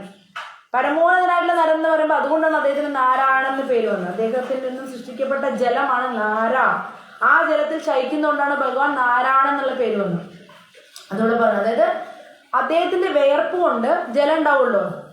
ഭഗവാന്റെ വേർപ്പ് ഉണ്ടാവണം ഒരു സമുദ്രം ഉണ്ടാവണം. അതിനെ നാര എന്ന് പറയുന്നത്. അതിൽ ശയിക്കുന്ന ആളാണ് നാരായണൻ. മനസ്സിലായ? നാരായണൻ എന്നുള്ള പേര് വന്നു. ഭഗവാൻ യോഗനിധിയിൽ ശയിക്കുന്ന വേളയിൽ വൈവിധ്യങ്ങളായ ജീവസത്തകൾ ആവിഷ്കരിക്കുന്നുള്ള അദ്ദേഹത്തിന്റെ ഇച്ഛയിൽ നിന്നാണ് ബഹിരംഗ ശക്തി മുഖേന സ്വർണ്ണവർണ്ണമാർന്ന ശുക്ല സംബന്ധിയായിട്ടുള്ള സംശയം ഉണ്ടായി. എന്താണെന്ന് വെച്ച് കഴിഞ്ഞാൽ ഭഗവാൻ ഇങ്ങനെ ശയിക്കുമ്പോൾ, നാരായണൻ ഇങ്ങനെ ശയിക്കുമ്പോൾ അദ്ദേഹം ഈ ജീവസത്തകളെ സൃഷ്ടിക്കണമെന്നുള്ള ഇച്ഛ അദ്ദേഹത്തിന് വന്നപ്പോൾ ഒരു ബഹിരംഗ ശക്തി മുഖേന, ബഹിരംഗ ശക്തി പറഞ്ഞാൽ മഹാമായ ദുർഗാദേവി, ആ ഇങ്ങനെ സൃഷ്ടി നടത്തണമെങ്കിൽ ഭഗവാൻ ആവാഹിക്കും. ആരെയാണ്? ദുർഗേനെ ആവാഹിക്കും ഭഗവാൻ. അപ്പൊ ദുർഗാദേവിനെയാണ് ബഹിരംഗ ശക്തി എന്ന് പറയുന്നത്. ആ ശക്തി മുഖേന സ്വർണ്ണവർണ്ണമാർന്ന ശുക്ലം പോലത്തെ ഒരു സംജ്ഞ ഉണ്ടായി സൃഷ്ടിക്ക് വേണ്ടിയിട്ട്. ശേഷം അദ്ദേഹത്തിന്റെ അധികാര ശക്തി, നിയന്ത്രക ശക്തി, നിയന്ത്രിച്ച ശക്തി എന്ന് പറഞ്ഞ ആ ശക്തികളെല്ലാം ഉണ്ടാവാൻ തുടങ്ങി. ഈ ശുക്ലം ഉണ്ടായില്ലേ, അതിന് ശേഷം ഒരു സ്വർണ്ണവർണ്ണമാർന്ന ശുക്ലം ഉണ്ടായി മഹാമായ മുഖേന. അതിനുശേഷം എന്തുണ്ടായത്? 3 ഭഗവാന്റെ ശക്തികൾ ഉണ്ടായി. എന്താണ്? നിയന്ത്രിത ശക്തികൾ, നിയന്ത്രിച്ച ശക്തി എന്നൊക്കെ പറഞ്ഞിട്ട് 3 ശക്തികൾ ഉണ്ടായി. പിന്നീട് ആകാശത്ത് നിന്നും ഇന്ദ്രിയ ശക്തി ഉണ്ടായി. മനഃശക്തി, ഇന്ദ്രിയ ശക്തി, മനസ്സ്, ഇന്ദ്രിയങ്ങളൊക്കെ ഭഗവാന്റെ ഈ വിരാട് രൂപത്തിൽ ഉണ്ടാവാണ്. ശാരീരിക ശക്തി ഇതൊക്കെ ഉണ്ടായി. വിരാട് പുരുഷൻ ഭക്ഷിക്കാൻ ആഗ്രഹിച്ചു. അപ്പൊ എന്തുണ്ടായി? വായ ഉണ്ടായി അല്ലെ? ഭക്ഷിക്കാൻ ആഗ്രഹിക്കുമ്പോൾ എന്തുണ്ടാവുക? വിരാട് പുരുഷന് വക്രം എന്ന് പറയും, വായ ഉണ്ടായി. പിന്നെയോ വായിൽ നിന്ന് അണ്ണാക്ക് രൂപപ്പെട്ടു ഭഗവാന്റെ. ഇതൊക്കെ വിരാട് രൂപത്തിന്റെ പറഞ്ഞേ പറയണ്ടേ. വിരാട് രൂപത്തിന് വായ ഉണ്ടായി. സൃഷ്ടിയൊക്കെ നടക്കണുള്ളൂ. 84 ലക്ഷം ജീവസത്തകളുടെ സൃഷ്ടിയൊക്കെ നടക്കുന്നതിന് മുമ്പ് ബൃഹത്തായുള്ള വിരാട് രൂപം ഉണ്ടായിട്ട് വിരാട് രൂപത്തിന് എന്തുണ്ടായി? വായ ഉണ്ടായി, അണ്ണാക്കുണ്ടായി, അതിൽ നിന്ന് നാക്കുണ്ടായി. രുചിക്കണം എന്ന് അദ്ദേഹം ആഗ്രഹിച്ചപ്പോൾ നാക്കുണ്ടായി. ഒക്കെ അദ്ദേഹം സ്വയം എടുത്ത് ആഗ്രഹിക്കണം. അതിനനുസരിച്ച് അദ്ദേഹത്തിന് ഓരോരോ അവയവങ്ങൾ ഉണ്ടാവാണ്. പിന്നെ നാക്കിന് വിവിധ രുചികൾ ആസ്വദിക്കാൻ വേണ്ടിയിട്ടുള്ള രുചികളൊക്കെ തന്നെ രുചികളുണ്ടായി. ഭഗവാൻ കുറെ രുചികൾ ആഗ്രഹിച്ചു. അപ്പൊ രുചികൾ തന്നെ ഉണ്ടായി. രുചികളുടെ പേര് എന്തൊക്കെയാണ്? മധുരം, എരിവ്, പുളി എന്നൊക്കെ പറഞ്ഞ ഇതുണ്ടായി. ഭഗവാൻ സംസാരിക്കാൻ ആഗ്രഹിച്ചപ്പോൾ അദ്ദേഹത്തിന്റെ വായിൽ നിന്ന് വാക്കുകളുണ്ടായി. ഈ അക്ഷരമൊക്കെ ഉണ്ടല്ലോ, വാക്കുകളൊക്കെ എങ്ങനെ ഉണ്ടായി? ഭഗവാൻ സംസാരിക്കാൻ ആഗ്രഹിച്ചപ്പോഴാണ് വാക്കുകൾ ഉണ്ടായത്. അനന്തരം അദ്ദേഹത്തിന്റെ മുഖത്തിൽ നിന്ന് അഗ്നിയുടെ നിയന്ത്രണ ദേവൻ ഉൽപ്പത്തിയായി. ഇനി ഓരോ സംഭവത്തിനും ഓരോ ദേവതമാരുണ്ട് കേട്ടോ. വായ്ക്കൊരു ദേവൻ, നമ്മുടെ ശരീരത്തിൽ നമ്മൾ ആരും കാണാണ്ട് ഒന്നും ചെയ്യാൻ പറ്റില്ല. എല്ലാത്തിനും ഓരോ ദേവനുണ്ട്. ചിന്തിക്കാൻ മനസ്സിനൊരു ദേവൻ, അതാണ് ചന്ദ്രദേവൻ അല്ലേ. എല്ലാ ദേവനുണ്ട്. ഭഗവാൻ ഗന്ധങ്ങളെ ആസ്വദിക്കാൻ ആഗ്രഹിച്ചപ്പോൾ നാസാരന്ധ്രം, മൂക്കുണ്ടായി, ശ്വസനം ഉണ്ടായി. പിന്നെ എന്താണ്, ഗന്ധവാഹകനായിട്ടുള്ള വായുദേവൻ. ഇനി ഈ ഗന്ധം മാത്രമല്ല സൃഷ്ടിക്കപ്പെടുന്നുണ്ടായി, അതിനെ നിയന്ത്രിക്കാൻ ഒരു ദേവൻ ഉണ്ടായിരുന്നു, വായുദേവൻ. അപ്പൊ ഓരോന്നിനും നിയന്ത്രിക്കാൻ ഓരോ ദേവന്മാർ. അഗ്നിദേവൻ അഗ്നിയെ നിയന്ത്രിക്കുന്നു പറഞ്ഞു, വായുവിനെ നിയന്ത്രിക്കാൻ വായുദേവൻ ഉണ്ടായി. പിന്നീട് ഭഗവാൻ സൃഷ്ടിക്കപ്പെട്ട സർവ്വചരാചരങ്ങളെയും ദർശിക്കാൻ ഇച്ഛിച്ചു. ഭഗവാൻ വിചാരിച്ചു ഇനി എല്ലാ ചരാചരങ്ങളും എനിക്ക് കാണണമെന്ന് അല്ലെ. അപ്പൊ അദ്ദേഹത്തിന് എന്തുണ്ടായി, നയനങ്ങൾ ഉണ്ടായി. സൂര്യദേവൻ, അതാണ് സൂര്യദേവൻ. സൂര്യൻ ഉണ്ടെങ്കിലാണ് എല്ലാവർക്കും കാണാൻ പറ്റുള്ളൂ. അപ്പൊ ഭഗവാനിൽ നിന്ന് സൂര്യദേവൻ ഉണ്ടായി. കാഴ്ച ശക്തി, ദൃഷ്ടി, വിഷയങ്ങളൊക്കെ ഈ തുടക്കത്തിലുള്ള ഈ സൃഷ്ടിയാണ്, ഈ സാധനങ്ങളൊക്കെ സൃഷ്ടിച്ചാണ് ഈ പറയണ കേട്ടോ. അതാണ് ഗ്രാമറാണ് പറഞ്ഞത്. പിന്നെ ഋഷിമാരെല്ലാവരും എന്താ പറയാ, ശ്രവം. ഋഷിമാർക്ക് മുഴുവൻ കേൾക്കാൻ ആഗ്രഹമാണ് ഭഗവാനെ കുറിച്ച്. അതുകൊണ്ട് എന്തുണ്ടായി കഴിഞ്ഞാൽ ശ്രവണശക്തി ഉണ്ട്, ചെവി ഉണ്ടാവും. ശ്രവണശക്തിയുടെ നീന്ത്രദേവനുണ്ടായി, അതിന്റെ ഒരു ദേവനും ഉണ്ടായി. ഇനി ഭൗതിക പദാർത്ഥങ്ങളുടെ സ്വഭാവ സവിശേഷതകൾ അനുഭവിച്ചറിയാനുള്ള ഇച്ഛയുണ്ടായപ്പോൾ, ഇനി ഭഗവാന് ഭൗതികമായിട്ടുള്ള എല്ലാതും അറിയാനുള്ള ഇച്ഛ വന്നപ്പോൾ അതിന് മാർദ്ദവം, കാഠിന്യം, താപം, തണുപ്പ്, ലഘുത്വം, ഭാരം, സംവേദനം, ത്വക്കിലെ രോമകൂപങ്ങള്, ശരീരരോമങ്ങള്, ഇതൊക്കെ ഉണ്ടായി. ഇതിന്റെയൊക്കെ നിയന്ത്രകൻ വൃക്ഷങ്ങളാണ്. അപ്പൊ എന്തൊക്കെ ഉണ്ടായി, ഭഗവാൻ ഇതൊക്കെ അനുഭവിച്ചറിയാൻ ആഗ്രഹിച്ചപ്പോൾ നല്ല കഠിനം, മൃദുത്വമുള്ള സംഭവങ്ങൾ. നമുക്ക് ചിലത് കാണുമ്പോൾ സോഫ്റ്റ് ആണെന്ന് പറയില്ലേ, പിന്നെ കഠിനമായിട്ടുള്ളത്, ഭാരം, ത്വക്കിലെ രോമകൂപങ്ങൾ, ഇതെല്ലാം ഉണ്ട്. ഇതിന്റെയൊക്കെ നിയന്ത്രകദേവൻ വൃക്ഷങ്ങളാണ്. ഇനി അനന്തരം പരമപുരുഷൻ നാനാ, അപ്പൊ നമ്മൾ ചൊറിയുണ്ടല്ലോ, ഒന്ന് ചൊറിഞ്ഞു നോക്കിക്കേ, അതിന്റെ നിയന്ത്രദേവൻ വൃക്ഷ. ഒരു ദേവന്റെ അനുമതി ഉണ്ടെങ്കിൽ നമുക്ക് ചെയ്യാൻ പറ്റുള്ളൂ. അപ്പൊ നമ്മൾ എന്ത് ചെയ്യുമ്പോഴും അതിന് സാക്ഷി ആരുണ്ട്, ഓരോ ദേവന്മാരുണ്ട്. ശരീരത്തിലെ എല്ലാ പ്രവർത്തനങ്ങൾക്കും സാക്ഷി ഓരോരോ ദേവന്മാരാണ്. രക്തങ്ങൾ സഞ്ചരിക്കുന്നതിന്റെ അല്ലെ ഒക്കെ പറയണ്ടത്. ഇനി പരമപുരുഷൻ നാനാവിധ കർമ്മങ്ങൾ ചെയ്യാനായിട്ട് ആഗ്രഹിച്ചു. അങ്ങനെ ആഗ്രഹിച്ചപ്പോൾ 2 കൈകൾ, 2 കരങ്ങൾ ഉണ്ടായി. അതിന്റെ നിയന്ത്രക ശക്തി ആരാണ്, സ്വർഗാധിപതിയായിട്ടുള്ള ഇന്ദ്രനാണ്. ഈ കൈകളെ നിയന്ത്രിക്കുന്ന ആരാണ്, ഇന്ദ്രൻ. അപ്പൊ കൈകൊണ്ട് എന്ത് ചെയ്യുന്നുണ്ടെങ്കിൽ അത് ആര് കാണും, ഇന്ദ്രൻ കാണും. അപ്പൊ നമുക്ക് മറച്ചു വയ്ക്കാൻ പറ്റുമോ, ആരിൽ നിന്ന് എന്തെങ്കിലും മറച്ചു വയ്ക്കാം, ആരും കണ്ടില്ല ഞാൻ ചെയ്യുന്നു പറയാൻ പറ്റില്ല. ഈ കംപ്ലീറ്റ് ആൾക്കാർ നമ്മൾ നോക്കിക്കൊണ്ട് നിൽക്കണം അല്ലെ, ഓരോ ദേവന്മാര്. അടുത്ത ചലനങ്ങളെ നിയന്ത്രിക്കാൻ അദ്ദേഹം ഇച്ഛിക്കുന്നുണ്ട് പാദങ്ങളുണ്ടായി. അതിന്റെ നിയന്ത്രകദേവൻ വിഷ്ണുവാണ്. ഈ നമ്മൾ ഉദ്ദേശിക്കുന്ന വിഷ്ണു അല്ല, ഈ വിഷ്ണു ഇതൊരു ദേവനാണ്. ഒരു ദേവന്റെ പേരാണ് വിഷ്ണു. അദ്ദേഹം ഈ പാദത്തിലെ ചലനങ്ങളെ നിയന്ത്രിക്കുന്ന വിഷ്ണു കൊണ്ടൊരു ദേവനാണ്. പിന്നെ അടുത്തത് എന്താ പറയാ, ഇനി ലൈംഗിക സുഖത്തിനും സന്താന ഉൽപാദനത്തിനും വേണ്ടിയിട്ട് ജനനേന്ദ്രിയങ്ങളെ സൃഷ്ടിച്ചു ഭഗവാൻ. ഇതിന്റെ നിയന്ത്രകദേവനാണ് പ്രജാപതി. അപ്പൊ പ്രജാപതി അറിയാണ്ട് ഈ സംഭവങ്ങളൊന്നും നടക്കില്ല. ഇനി അതിനുശേഷം വിസർജ്യം പുറന്തള്ളാൻ ഭഗവാൻ ആഗ്രഹിച്ചപ്പോൾ തന്നെ ഗുദം ഒക്കെ ഉണ്ടായി എന്നുള്ള വിസർജന അവയവങ്ങളും മലദ്വാരം ഇതൊക്കെ ഉണ്ടായി. അതിന്റെ ദേവൻ മിത്രനാണ്. മിത്രൻ അറിയാണ്ട് ഇതൊന്നും നടക്കില്ല. അപ്പൊ നമ്മൾ എന്ത് ചെയ്യണമെങ്കിൽ അത് നോൺ വെജ് ഒക്കെ കഴിച്ച് ദഹിപ്പിച്ച് കളഞ്ഞ് മിത്രദേവൻ സാക്ഷി ഇദ്ദേഹം ഇന്ന ദിവസം നോൺ വെജാണ് കഴിച്ചിട്ട് ദഹിപ്പിക്കണേ അല്ലെ. അതിനുള്ള അത്ര ചാട്ടവാറടി ഇന്നലെ അവിടെ എഴുതി വെച്ചിട്ടുണ്ടാവും. അപ്പൊ മിത്രദേവൻ അറിയാണ്ട് നമ്മുടെ ദഹനം പുറത്തു പോകണമെന്നും. അപ്പൊ എന്താ നോക്കാൻ നമ്മൾ വിചാരിക്കാനേ പറ്റില്ല അല്ലേ. നമ്മ ആരും അറിയാണ്ട് ഒന്നും ചെയ്യാൻ പറ്റില്ല എന്നുള്ള ഒരവസ്ഥയായി. ഇപ്പം ഇത്തിരി പേടിക്കണം നടന്നല്ലേ. അതിനുശേഷം ഭഗവാൻ ഒരു ശരീരത്തിൽ നിന്ന് മറ്റൊന്നിലേക്ക് ചലിക്കാൻ ആഗ്രഹിച്ചു, അതായത് മരണത്തെ ആഗ്രഹിച്ചു. ഒരു ശരീരത്തിൽ നിന്ന് മറ്റൊരു ശരീരത്തിൽ പോകണ അതിലെ മരണം, നാഭിയും പ്രാണവായു അങ്ങനെയുണ്ട്. ഈ നാഭിയിൽ പൊക്കിൾക്കൊടിയിലൂടെയല്ലേ ജനനം ഉണ്ടാവുന്നത്. അതാണ് നാഭി ഉണ്ടായിന്ന്, പ്രാണവായു ഉണ്ടായി എന്ന് പറഞ്ഞു, മൃത്യു ഉണ്ടായിന്ന്. ആ മൃത്യുവൊക്കെ ഉണ്ടാക്കിയത് ഈ ആരാണ്, ഈ വിരാട് പുരുഷന്റെ ചിന്ത കൊണ്ട് ഉണ്ടായിട്ടുള്ള സാധനമാണ് ഇതൊക്കെ അല്ലേ, ഈ മൃത്യു. കാരണം ഭൗതിക ലോകത്ത് ഇതൊക്കെ വേണമല്ലോ. ഇനി ഭക്ഷണവും പാനീയവും സ്വീകരിക്കാനുള്ള ഇച്ഛ ഉണ്ടായപ്പോൾ ഉദരം ഉണ്ടായി. അതായത് ഉദരം, ശുദ്ധരക്തവാഹിനികളൊക്കെ ഉണ്ടായി. ഇതിന്റെ നിയന്ത്രക ദേവന്മാര് നദികളും സമുദ്രങ്ങളുമാണ് ഇതൊക്കെ നിയന്ത്രിക്കുന്നത്. അടുത്ത ഭഗവാന് ലീലകളെ കുറിച്ച്, ഭഗവാന്റെ തന്നെ ലീലകളെ ഓർക്കണം എന്ന് ഭഗവാൻ ആഗ്രഹിച്ചു. അപ്പോഴാണ് ഹൃദയം ഉണ്ടായി. വിരാട് പുരുഷന് ഹൃദയം, മനസ്സ് ഒക്കെ ഉണ്ടായി. ഇതൊക്കെ നിയന്ത്രിക്കുന്നത് ചന്ദ്രനാണ്. ചന്ദ്രൻ പിന്നെ നിശ്ചയം കഴിയാറായിട്ടുണ്ട് കേട്ടോ. 2 പേജ് കൂടെ ഉള്ളൂ, കഴിയും. ബോറടിക്കണമെന്ന് അറിയാം. കാരണം ഇത് എന്താണ്, ഫുള്ള് ഗ്രാമറാണ് അല്ലേ. സ്കൂളിൽ തന്നെ ഗ്രാമർ പഠിച്ച മതിയായിട്ട് ഇങ്ങോട്ട് വന്നു. ഈ മാതാജിനെ അടുത്ത ഗ്രാമർ പഠിപ്പിക്കുകയല്ലേ. അപ്പൊ നമുക്ക് ഇനിയിപ്പോ അടുത്തത് എന്താ വെച്ചാൽ കാമം എന്നിവയൊക്കെ ഉണ്ടായിട്ടാ. ചന്ദ്രൻ ഇതിന്റെ നിയന്ത്രകദേവൻ ചന്ദ്രനാണ്. അപ്പൊ ഹൃദയം, മനസ്സ്, കാമം ഇതിന്റെയൊക്കെ നിയന്ത്രിക്കുന്നവരാണ് ചന്ദ്രൻ. ചന്ദ്രൻ അറിയേണ്ട ഹൃദയവും മനസ്സൊന്നും പ്രവർത്തിക്കില്ല. അപ്പൊ ചന്ദ്രൻ നമ്മൾ മനസ്സിൽ ഇന്നത് അങ്ങനെ തന്നെ കിട്ടണം എന്ന് മനസ്സിൽ വിചാരിക്കുമ്പോൾ ചന്ദ്രദേവൻ ഇത്ര മണിക്ക് സുസ്മിത മാജി ഇതാണ് വിചാരിച്ചു വെച്ചിരിക്കുന്നത് എന്നുള്ളത് അവിടെ എഴുതി വെച്ചു അല്ലെ. ചന്ദ്രൻ അറിയാണ്ട് ചിന്തിക്കാനും പറ്റില്ല. ഇനി ത്വക്ക്, ചർമ്മം, മാംസം, രക്തം, മേധസ്, മജ്ജ, അസ്ഥി, ഈ സപ്തഘടകങ്ങൾ ഉണ്ടായി. ഭൂമി, ജലം, അഗ്നി എന്നിവയാൽ നിർമ്മിക്കപ്പെട്ടു. ഇതൊക്കെ ഈ പ്രാണവായുവിൽ നിന്ന് ആകാശം, ജലം, വായു എന്നിവയ്ക്ക് ആവിഷ്കരിക്കപ്പെട്ടു. നാം ഇപ്പോൾ അറിഞ്ഞത് ഭഗവാന്റെ സ്ഥൂലമായ ബാഹ്യരൂപം. ഇപ്പൊ നമ്മൾ പറഞ്ഞത് മുഴുവൻ. അപ്പൊ ഭഗവാന്റെ വായ, ഭഗവാന്റെ സകലതം, വിരാട് രൂപത്തിന്റെ ഈ അവയവങ്ങളാണ് ഇപ്പൊ നമ്മൾ ചർച്ച ചെയ്തത്. ഇത് മുഴുവൻ ഭഗവാന്റെ ബാഹ്യരൂപമാണെന്ന് നമുക്കിപ്പോൾ ഉള്ള ഈ രൂപല്ലേ, അതുപോലത്തെ ഒറിജിനൽ ഭഗവാന്റെ ഒരു ബാഹ്യരൂപമാണ് ഈ വിരാട് രൂപം. വിരാട് രൂപം എന്ന് പറഞ്ഞാൽ ഏറ്റവും താഴ്ന്ന അല്ലെ, ഒട്ടും ഭക്തിയില്ലാത്ത സാധാരണ ഭൗതികവാദികള് പ്രാർത്ഥിക്കുന്ന രൂപമാണ് എന്ത്? വിരാട് രൂപം. ഭക്തിയുള്ളവർക്ക് ഈ രൂപം ഒന്നും പിടിക്കില്ല. ഭഗവാന്റെ വേണും ഗുണന്തമ രവിന്ദളായ ദാക്ഷം അല്ലെ, അതിസുന്ദരമായ രൂപം. അർജുനന്റെ മുന്നിൽ ആദ്യം വിരാട് രൂപം കാണിച്ചു. അർജുനന് ബോറടിച്ചിട്ട് ഇതൊന്നും പോയി കിട്ടിയാൽ മതി. അല്ല, അർജുനന്റെ മുന്നില് സഹസ്രപാദവും സഹസ്രകൈകളും കംപ്ലീറ്റ് പ്രപഞ്ചം മുഴുവൻ ഭഗവാന്റെ രൂപത്തിൽ കാണിച്ചു. അർജുന, ഭഗവാൻ എനിക്ക് ഈ രൂപം കാണണ്ട എന്ന് പറഞ്ഞപ്പോൾ ഭഗവാൻ അടുത്ത് 4 കൈയുള്ള രൂപം എടുത്തു. എനിക്ക് ഇതും വേണ്ട, എനിക്ക് 2 കൈയുള്ള ശ്യാമസുന്ദര രൂപം. അതായത് പരിശുദ്ധ ഭക്തന്മാർക്ക് ഇതൊന്നും ആസ്വദിക്കാൻ പറ്റില്ല. അദ്ദേഹത്തിന്റെ ഒറിജിനൽ ഭഗവാന്റെ രൂപമാണ് ഭക്തന്മാർക്ക് ഇഷ്ടം. പക്ഷെ ഭക്തി വരുന്നതിന് മുമ്പ് നമുക്ക് ഈ രൂപത്തിലൂടെ പോകാൻ പറ്റുള്ളൂ. ഈ നിരീശ്വരവാദികൾ എങ്ങനെ പ്രാർത്ഥിക്കാം? അവർക്ക് ഈശ്വരനെ വിശ്വസിക്കണേ ഇല്ല. അപ്പോ ഈ ആകാശത്തിന് അല്ലെ, സൂര്യനെ ഭഗവാന്റെ കണ്ണായിട്ട് കാണണം അവര്, ഈ പ്രപഞ്ചത്തിന്. അങ്ങനെയാണ് അവർ ഒരു പ്രകൃതി ശക്തിയായിട്ടൊക്കെയല്ലേ അവർ ആരാധിക്കണം. അവർക്ക് വേണ്ടിയിട്ടാണ് എന്ത് ഭഗവാൻ വിരാട് രൂപമായിട്ട് നിൽക്കുന്നത് അല്ലെ, ഭഗവാന്റെ ഒരു ഭൗതിക രൂപമായിട്ട് നിൽക്കുന്നത്.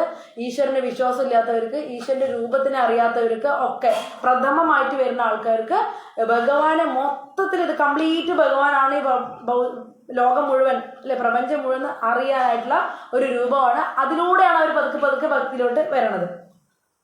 അപ്പോൾ ഈ വിരാട് രൂപം എന്നറിയപ്പെടുന്ന ഭഗവാന്റെ ശാശ്വത രൂപം അല്ലാന്ന്. ഭഗവാന്റെ ശാശ്വതമായ രൂപം വിരാട് രൂപമാണോ? അല്ല, ഇത് പ്രഥമ രൂപമാണ്. ഇതുകൂടാതെ ആരംഭമോ അവസാനമോ ഇല്ലാത്ത സൂക്ഷ്മമായിട്ടുള്ള മറ്റൊരു രൂപവും ഭഗവാനുണ്ട്. അതും ഭഗവാന്റെ ഒറിജിനൽ രൂപമല്ല. ഈ 2 രൂപങ്ങളും പരിശുദ്ധ ഭക്തന്മാർക്ക് സ്വീകരിക്കില്ല, താല്പര്യമില്ല ഈ രൂപങ്ങളൊന്നും. എപ്പോഴൊക്കെ ഭൗതിക സൃഷ്ടിയുടെ ആവശ്യം നേരിടുന്നവോ അപ്പോഴൊക്കെ ഭഗവാൻ ഈ സൃഷ്ടിസ്ഥിതി സംഹരണാർത്ഥം ഭൗതിക ലോകത്തിൽ രൂപങ്ങൾ കൈകൊള്ളുന്നു. എന്തിനാണ് ഭഗവാൻ പക്ഷേ ഈ ഭഗവാന്റെ അല്ലാത്ത ഈ രൂപങ്ങളൊക്കെ എടുക്കണ? ഈ ഭൗതിക ലോകത്ത് സൃഷ്ടിസ്ഥിതി സംഹാരം ആവശ്യം വരുമ്പോൾ ഭഗവാൻ ഭൗതിക ലോകത്തിലെ ബദ്ധ ജീവാത്മാക്കൾക്ക് വേണ്ടിയിട്ട് എടുക്കുന്ന രൂപങ്ങളാണ് ഇതൊക്കെ. എല്ലാ ജീവസത്തുകളും അവരവരുടെ പൂർവ്വകർമ്മങ്ങൾക്കനുസരിച്ചാണ് പരമോന്നത ഭഗവാൻ സൃഷ്ടിച്ചിരിക്കുന്നത് ഓരോരുത്തരെയും. ഭഗവാനും ആരോടൊരു പക്ഷഭേദവും ഇല്ല അല്ലേ. പക്ഷഭേദം ഉണ്ടല്ലോ ഭഗവാന്. പക്ഷെ എന്തുകൊണ്ടാണ് കുറെ കുട്ടികൾ അന്ധരായി ജനിക്കുന്നു, കുറെ പേര് കാലില്ലാണ്ട് ജനിക്കുന്നു, കൈയില്ലാണ്ട് ജനിക്കുന്നു, രോഗികളായിട്ട് ജന്മനാ രോഗികളായിട്ട് ജനിക്കുക? എന്തുകൊണ്ടാണ്? നമ്മുടെ പൂർവ്വകർമ്മം അനുസരിച്ച് ഭഗവാൻ ഓരോ സ്ഥലത്ത് നമ്മളെ സൃഷ്ടിക്കുന്നത്. ഭഗവാൻ ആരോടും പക്ഷഭേദമില്ല. പക്ഷെ നമുക്ക് രക്ഷപ്പെടണമെങ്കിൽ ഇത് തിരിച്ചറിഞ്ഞ് ഭഗവാനെ നമസ്കരിച്ച് നമ്മൾ, കൃഷ്ണ, ഞാൻ എപ്പോഴോ ചെയ്ത തെറ്റുകളും ശരികളുമാണ് ഞാൻ ഇപ്പോൾ അനുഭവിച്ചുകൊണ്ടിരിക്കുക, എനിക്കിതൊന്നും വേണ്ട, എന്താണ്, എനിക്ക് അവിടുത്തെ ലോകത്തേക്ക് എനിക്ക് വരണം, എനിക്ക് ഭഗവാനെ വേണമെന്ന് ഒരു ജീവസത്ത വിചാരിച്ചു തുടങ്ങിയാൽ ഭഗവാൻ തിരിയാൻ തുടങ്ങും. ഭഗവാന് പിന്നെ ആവശ്യമായി അവന്റെ കാര്യം. അതുവരെ ഭഗവാന്റെ സൃഷ്ടി കഴിഞ്ഞ് ശ്രദ്ധിക്കണില്ല. അദ്ദേഹം സുഖമായി ആനന്ദിച്ച് പോലോത്തിരിക്കുക. ഭൗതിക ലോകത്തെ ആളുകൾ അങ്ങനെ നല്ലതും ചീത്തയായിട്ട് ജീവിക്കുന്നു. പക്ഷെ ഏത് അവസ്ഥയിലായിക്കോട്ടെ, എത്ര ചീത്ത സൃഷ്ടി ആയിക്കോട്ടെ, ആ വ്യക്തി ഇന്ന് മുതൽ വിചാരിക്കണം, കൃഷ്ണ എനിക്ക് നിന്നെ വേണം. നൊണ്ടി ആയിക്കോട്ടെ, വേശ്യ ആയിക്കോട്ടെ, എന്താണ്, ഏതത്ര മോശമായ രീതിയിലുള്ള ആൾക്കാരായിക്കോട്ടെ, അവൻ വിചാരിക്കുകയാണ് എനിക്ക് കൃഷ്ണനെ വേണം. ഉടൻ കൃഷ്ണൻ തിരിയാൻ തുടങ്ങും. എത്ര നല്ല വ്യക്തികളാലും ഭഗവാൻ തിരിയില്ല. കൃഷ്ണനെ വേണമെന്ന് ചിന്തിക്കുമ്പോൾ മാത്രമേ ഭഗവാൻ, ഒരു നല്ലൊരു വ്യക്തിയാണ് വെച്ചിട്ട് ഭഗവാൻ അങ്ങോട്ട് നോക്കും.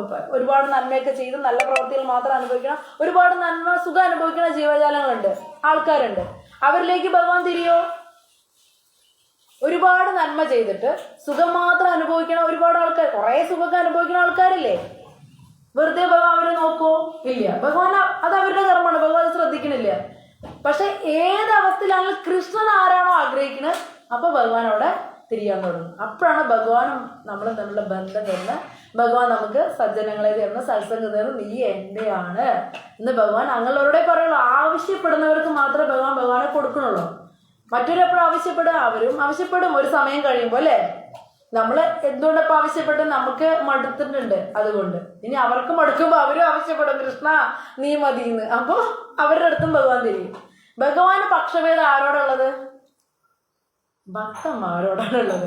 അല്ലാണ്ട് ഈ ലോകത്ത് കർമ്മഫലം അനുഭവിക്കുന്ന നല്ലതും ചീത്തയുള്ള ആൾക്കാരോടൊന്നും ഭഗവാൻ ഒന്നുമില്ല എന്ന്. ഭഗവാൻ നിർഗുണനായിട്ട് മൈൻഡ് ചെയ്യാതിരിക്കുള്ളൂ. സാക്ഷി രൂപത്തിൽ ചെയ്യുന്ന പ്രവർത്തിയൊക്കെ ഇങ്ങനെ എഴുതി ഓക്കെ യെസ് ഇന്നത്തെ യെസ് ഇത് എഴുതി വെച്ച് ഉണ്ടാണ്ടിരിക്കുള്ളൂ. ഭഗവാൻ അവരുടെ ജീവിതത്തിൽ ഇടപെടില്ല. ആരുടെ ജീവിതത്തിൽ ഭഗവാൻ ഇടപെടും? ഭക്തന്മാരുടെ ജീവിതം. അപ്പൊ നമ്മൾക്ക് വേണ്ടത് ഇതൊന്നുമല്ല. നന്മയും വേണ്ട തിന്മയും വേണ്ട. ആരെ വേണ്ടത്? കൃഷ്ണ അല്ലേ? ഇപ്പൊ ഭഗവാൻ എന്താണെന്ന് വെച്ച് കഴിഞ്ഞാൽ സൃഷ്ടി നടത്തുന്നത് അവരവരുടെ പൂർവ്വകർമ്മങ്ങൾക്ക് അനുസരിച്ചാണ്. മനസ്സിലായോ? ബ്രഹ്മാവ്, ദക്ഷൻ, ആരൊക്കെയാണ് അങ്ങനെ ജനിക്കുക എന്ന് പറയും. ബ്രഹ്മാവായിട്ട്, ദക്ഷനായിട്ട്, മനുക്കള്, ഇന്ദ്രൻ, ദേവന്മാര്, പിന്നെ മഹാഋഷികൾ, പിതൃലോകവാസികൾ, വിദ്യാലോകത്തിലെ നിവാസികൾ, ചാരണന്മാർ, ഗന്ധർവന്മാർ, വിദ്യാധരന്മാർ, അസുരന്മാർ, യക്ഷന്മാർ, കിന്നരന്മാർ, അപ്സരസുകൾ. നമ്മൾ യക്ഷനാവണം, നമ്മൾ തന്നെ അസുരനാവണം, ദേവനാവണം ഒക്കെ നമ്മുടെ പ്രവൃത്തി അനുസരിച്ച് മാറിക്കൊണ്ടിരിക്കും. നാഗരാവണം, കിംപുരുഷന്മാര്, മനുഷ്യര്, മാതൃലോകത്തിലെ നിവാസികൾ, രാക്ഷസന്മാർ, രക്ഷസുകൾ, ഭൂതപ്രേത പിശാചുക്കൾ, ദുരാത്മാക്കൾ, ദുർദേവതന്മാർ, ഭ്രാന്തന്മാർ, നോക്ക് കുട്ടിച്ചാത്തന്മാർ, ഇവരൊക്കെ ഭൗതികലോകത്തിലെ സൃഷ്ടികളാണ്. വേതാളങ്ങള്, തീ പിശാച്ചുക്കള്, വന്യമൃഗങ്ങള്, പക്ഷികള്, വീട്ടുമൃഗങ്ങള്, ഉരകങ്ങള്, പർവ്വതങ്ങള്, സർവ്വചരാചരങ്ങളും, ഭ്രൂണത്തിൽ നിന്നുണ്ടാവുന്നത്, മുട്ടകളിൽ നിന്ന് വിരിയണത്, വിയർപ്പിൽ നിന്നുണ്ടാവുന്നത്, ബീജങ്ങളിൽ നിന്നുണ്ടാവുന്നത്, ഇത്ര സകല ജീവസത്തകളും അവയുടെ കർമ്മഫലം അനുസരിച്ച് ഭഗവാൻ സൃഷ്ടിച്ചിട്ടാണ്. ഭഗവാൻ ആര് വഴിയാണ്? ബ്രഹ്മ വഴി സൃഷ്ടിച്ചിട്ടുണ്ട്. ഇവർ ആരെങ്കിലും കർമ്മത്തിനും ഭഗവാൻ ഉത്തരവാദിയല്ല, ഇവരുടെ പ്രവർത്തനങ്ങളും ഭഗവാൻ ഉത്തരവാദിയല്ല അല്ലെ? എപ്പോഴാണ് ഭഗവാൻ ഉത്തരവാദി ആവാൻ ശ്രമിക്കുന്നത്? കൃഷ്ണ എന്നതിൽ ആരെങ്കിലും ഒരാള് കൃഷ്ണ എന്ന് വിളിച്ചു തുടങ്ങിയാൽ ഭഗവാൻ തിരിഞ്ഞു നോക്കും. മനസ്സിലായോ? ബാക്കി ഭഗവാൻ ശ്രദ്ധിക്കില്ല ആ കാര്യം. ഇനി ജലത്തില്, കരയില്, ആകാശത്തിൽ എവിടെ ഇരുന്നാലും സന്താപത്തിലോ സന്തോഷത്തിലോ അവയെല്ലാം അവയുടെ പൂർവ്വകർമ്മങ്ങൾക്കനുസരിച്ച് ഭഗവാൻ സൃഷ്ടിക്കപ്പെട്ടിരിക്കുകയാണ്. അതുകൊണ്ടാണ് ഈ വൈവിധ്യങ്ങൾ ഇവിടെ ഉള്ളത് അല്ലെ? ഭഗവാൻ പക്ഷപാതി ആയതുകൊണ്ടല്ല വൈവിധ്യങ്ങളുള്ളത് അല്ലെ? അവരുടെ പൂർവ്വകർമ്മം അനുസരിച്ചാണ്. പരമദിവ്യോത്ത പുരുഷൻ പ്രപഞ്ചത്തിലെ സകലത്തിന്റെയും പരിപാലകനായാൽ സൃഷ്ടി പ്രക്രിയയ്ക്ക് ശേഷം വിഭിന്ന അവതാരങ്ങൾ അവതരിക്കുകയും അപ്രകാരം മനുഷ്യർക്കും മനുഷ്യരല്ലാത്തവർക്കും ദേവന്മാർക്കും മധ്യയിൽ എല്ലാവിധ ബദ്ധാത്മാക്കളെയും വീണ്ടെടുക്കുകയും ചെയ്യുന്നു. ഭഗവാൻ എന്ത് ചെയ്യുന്നു? വേറൊരു അവസരം ഭഗവാൻ തരുന്നുണ്ട്. ഈ സൃഷ്ടിജാലങ്ങൾ ഭഗവാനിൽ നിന്ന് വന്നിട്ടുള്ള ഭഗവാനെ മറന്നുപോയി ജീവിക്കുകയാണല്ലോ. ഇവർക്കൊരു അവസരം എങ്ങനെ കൊടുക്കണം വെച്ച് കഴിഞ്ഞാൽ ഭഗവാൻ അവതരിക്കുന്നുണ്ട് ഇവിടെ. ഓരോ യുഗത്തിലും പല രൂപത്തിൽ അവതരിച്ച് നമ്മളെ അട്രാക്ട് ചെയ്യാൻ ശ്രമിക്കും ഭഗവാൻ. ഇതാരത് നല്ല ഭംഗിയുള്ള ഒരു ചെക്കൻ വന്നിട്ടുണ്ടല്ലോ അല്ലെ? അപ്പൊ നമ്മളൊക്കെ അവനെ ശ്രദ്ധിക്കും. ഓ കുട്ടിയായിട്ട് ഉണ്ണിയായിട്ട് കുറെ ലീലകളാകുക. അപ്പൊ അമ്മമാരൊക്കെ ഇവൻ ഉണ്ണിയായാൽ മതി. ഇങ്ങനെ ഭഗവാൻ മനഃപൂർവ്വം ജീവസത്തകളുടെ ആഗ്രഹങ്ങൾ അനുസരിച്ച് പല ലീലകൾ ആടാനായിട്ട് ഇവിടെ അവതരിച്ചു. എന്തിനാ അവതരിക്കുന്നത്? വിവിധ ആളുകൾക്ക് വിവിധ സ്വഭാവമാണ്. അവരെ അട്രാക്ട് ചെയ്യാനായിട്ട് ഭഗവാൻ അവതരിക്കുക. എന്നിട്ടും അട്രാക്ഷൻ ഇല്ലാത്ത ആൾക്കാർ വീണ്ടും ഇവിടെ തന്നെ കിടക്കണം അല്ലെ? അങ്ങനെ അട്രാക്ട് ചെയ്തിട്ട് ഭഗവാൻ ബദ്ധാത്മാക്കളെ വീണ്ടെടുക്കുന്നു എന്ന് തിരിച്ച് ആ ഒരു കാരുണ്യം ഭഗവാൻ ചെയ്യുന്നുണ്ട്. അവസാന യുഗാന്ത്യത്തിൽ ഭഗവാൻ സ്വയം രുദ്രന്റെ രൂപത്തിൽ, ഇനി ഭഗവാൻ തന്നെ ശിവനായിട്ട് വന്ന് രുദ്രന്റെ രൂപത്തിൽ ഈ പ്രപഞ്ച സൃഷ്ടിയെ നശിപ്പിക്കുന്നു. എന്നിട്ട് എന്ത് ചെയ്യുന്നു? കോടിക്കണക്കിന് വർഷങ്ങളോളം ഈ ബദ്ധാത്മാക്കൾ യോഗനിദ്രയിലുള്ള വിഷ്ണുവിന്റെ ശരീരത്തിൽ ലയിക്കുന്നു. പിന്നെയും ഭഗവാൻ ഇച്ഛിച്ചിട്ട് ഇവരെ സൃഷ്ടിക്കുന്നു. ഇതാണ് നടന്നുകൊണ്ടേയിരിക്കുന്നത് സൃഷ്ടി സ്ഥിതി സംഹാരങ്ങൾ. ഭൗതിക ലോകത്തിന്റെ സൃഷ്ടി സംഹാര കർമ്മങ്ങൾ ഭഗവാനാൽ നേരിട്ട് നിർവഹിക്കപ്പെടുന്നില്ല. പിന്നെ എങ്ങനെയാ ഭഗവാൻ നിർവഹിക്കുന്നത്? പ്രഥമ പുരുഷാവതാരങ്ങൾ വഴിയില്ലേ? 3 പുരുഷാവതാരങ്ങളെ കുറിച്ച് നമ്മൾ പറഞ്ഞ അവര് വഴി, പിന്നെ ബ്രഹ്മാവ് വഴി ഒക്കെയാണ് ഈ സംഭവങ്ങൾ നടത്തുന്നത് കേട്ടോ. അപ്പൊ അത് കഴിഞ്ഞു. പിന്നെ പറഞ്ഞത് ഈ 3 പോയിന്റിലൂടെ പറഞ്ഞു തരട്ടെ. ഈ 3 പോയിന്റിൽ എന്താ വെച്ച് കഴിഞ്ഞാൽ മഹാകൽപ്പം, വികല്പം, കൽപ്പം എന്നിങ്ങനെ 3 വിഭിന്ന സൃഷ്ടികളുണ്ട്. ഈ മഹാകൽപ്പം എന്ന് പറഞ്ഞാൽ കാരണോദകശായ വിഷ്ണുവിന്റെ സൃഷ്ടി ഉണ്ടല്ലോ, ഇതിനാണ് മഹാകൽപ്പം എന്ന് പറയുന്നത്. ഈ കൽപ്പം എന്ന് പറയുന്നത് എന്താണ്? നമ്മുടെ മഹാകൽപ്പം കാരണോദകശായ വിഷ്ണുവിന്റെ സൃഷ്ടി. ഇനി ബ്രഹ്മാവ് ഉൾപ്പെടെയൊക്കെ ഉള്ള ആൾക്കാരെയൊക്കെ സൃഷ്ടിക്കും. ബ്രഹ്മാവിനെയും മറ്റ് സൃഷ്ടിക്ക് വേണ്ടിയുള്ള സാധനങ്ങളെയൊക്കെ സൃഷ്ടിക്കില്ലേ ഭഗവാൻ, അതിന് വികല്പം എന്ന് പറയും. ഇനി ബ്രഹ്മാവ് സൃഷ്ടിക്കുമല്ലോ, അതിനെ കൽപ്പം. അപ്പൊ ബ്രഹ്മാവിന്റെ ഓരോ ദിവസങ്ങളും കൽപ്പം എന്നാണ് അറിയപ്പെടുന്നത്. ബ്രഹ്മകൽപ്പം. ആ കൽപ്പങ്ങളുടെ പേരൊക്കെ ഭാഗവത്തിലുണ്ട് കേട്ടോ. ഓരോ ദിവസം ഇഷ്ടംപോലെ ഇല്ല, പേരൊന്നും ഞാൻ വായിക്കുന്നില്ല. ബ്രഹ്മാവിന്റെ ഒരു കൽപ്പത്തിന് വരാഹകൽപ്പം എന്ന് പറയും. കാരണം ബ്രഹ്മാവ് സൃഷ്ടിയില് ബ്രഹ്മാവ് ജനിച്ചപ്പോൾ ആദ്യം ഉണ്ടായ അവതാരം ഭഗവാൻ എന്താണ്? വരാഹമാണ്. അതുകൊണ്ടാണ് അതിനെ വരാഹകൽപ്പം എന്ന് പറയുന്നത്. ബ്രഹ്മാവിന്റെ ആദ്യത്തെ കൽപ്പത്തിന്റെ പേരെന്താണ്? വരാഹകൽപ്പം. പിന്നെ വിഷ്ണുവിന്റെ നാഭിയിൽ നിന്ന് നിർമ്മിക്കുന്ന പത്മത്തിൽ ജനിച്ച ബ്രഹ്മാവിന്റെ സൃഷ്ടിവേളയിലാണ് ഭഗവാൻ വരാഹ അവതാരം കൈക്കൊണ്ടത്. ഭഗവാന്റെ നാഭിയിൽ നിന്ന് ബ്രഹ്മാവ് ജനിച്ചല്ലോ, ആ കാലഘട്ടത്തിലാണ് ബ്രഹ്മാവിന്റെ മൂക്കിൽ നിന്ന് വരാഹ അവതാരമായിട്ട് ഭഗവാൻ പുറത്തു വന്നത്. അതുകൊണ്ട് ആ കൽപ്പത്തിനെ വരാഹകൽപ്പം എന്ന് പറഞ്ഞു. പിന്നെ തുടർന്ന് ഇവരുടെ സംഭാഷണം നിർത്തി. ഇനി വിതുരർ ഇനി അടുത്ത കാര്യങ്ങൾ പറയുന്നത്. അപ്പൊ ഈ സൃഷ്ടിയുടെ വിരാട് രൂപത്തിന്റെ സൃഷ്ടി മണി നടത്തി. ഇനി ശൗനക ഋഷി ഇനി അടുത്ത കാര്യങ്ങൾ വിതുരരുമായിട്ട് ബന്ധപ്പെട്ട കാര്യങ്ങൾ ഇനി ചോദിക്കുന്നത്. വിതുരർ എന്തുകൊണ്ട് കൊട്ടാരം വിട്ടുപോയി, വിതുരര് ഏതൊക്കെ തീർത്ഥസ്ഥലങ്ങളിലാണ് പോയത്, അദ്ദേഹം എന്തൊക്കെയാണ് ജ്ഞാനം സമ്പാദിച്ചത്, വിതുരരുടെ കാര്യങ്ങൾ വീണ്ടും ഈ ശൗനക ഋഷികള് സൂതഗോസ്വാമിയോട് ചോദിക്കുകയാണ്. അപ്പൊ സൂതഗോസ്വാമി പറയണേ ഞാൻ ഇനി വീണ്ടും വിശദീകരിച്ച് തരാം എന്ന് പറഞ്ഞിട്ട് അടുത്ത സ്കന്ധത്തിൽ ഇനി അതിന്റെ കണ്ടിന്യൂഷൻ. മൂന്നാമത്തെ സ്കന്ധത്തിൽ കുറച്ച് ചാപ്റ്റർ ഇതുപോലെ ഗ്രാമറാണ്. അത് കഴിഞ്ഞാൽ പിന്നെ കഥകൾ തുടങ്ങും. കഥകൾ എഴുതിച്ചാൽ നല്ല രസമാണ്. പിന്നെ കഥകൾ തുടങ്ങും. ഒരു 5, 6, 7 ചാപ്റ്റർ അല്ലേ, 7-8 ചാപ്റ്റർ നമ്മൾ ഇത്തിരി സഹിക്കണം. ഇതൊക്കെയാണ് പഠിക്കേണ്ടത്. അത് കഴിഞ്ഞിട്ടാണ് ഈ ദേവഭൂതി മാതാവിന്റെയും ഒക്കെ കഥകൾ തുടങ്ങുക. നല്ല രസമായിട്ടുള്ള കഥകളാണ്. അപ്പൊ നമുക്ക് ബോറടിക്കില്ല. അപ്പൊ നമ്മുടെ ഈ ദ്വിതീയ സ്കന്ധത്തിലെ ലാസ്റ്റ് 10-ാം അധ്യായം ഇവിടെ സമാപിച്ചു. നമ്മുടെ സമയമായി ഒരു 5 മിനിറ്റ് 1:01 കേട്ടോ. 1:05 വരെ ഒരു കീർത്തനം, 1:05 വരെ കീർത്തനം ചെയ്യുള്ളൂ. ഹരേ കൃഷ്ണ ഹരേ കൃഷ്ണ കൃഷ്ണ കൃഷ്ണ ഹരേ ഹരേ ഹരേ രാമ ഹരേ രാമ രാമ രാമ ഹരേ ഹരേ ഹരേ കൃഷ്ണ ഹരേ കൃഷ്ണ കൃഷ്ണ കൃഷ്ണ ഹരേ ഹരേ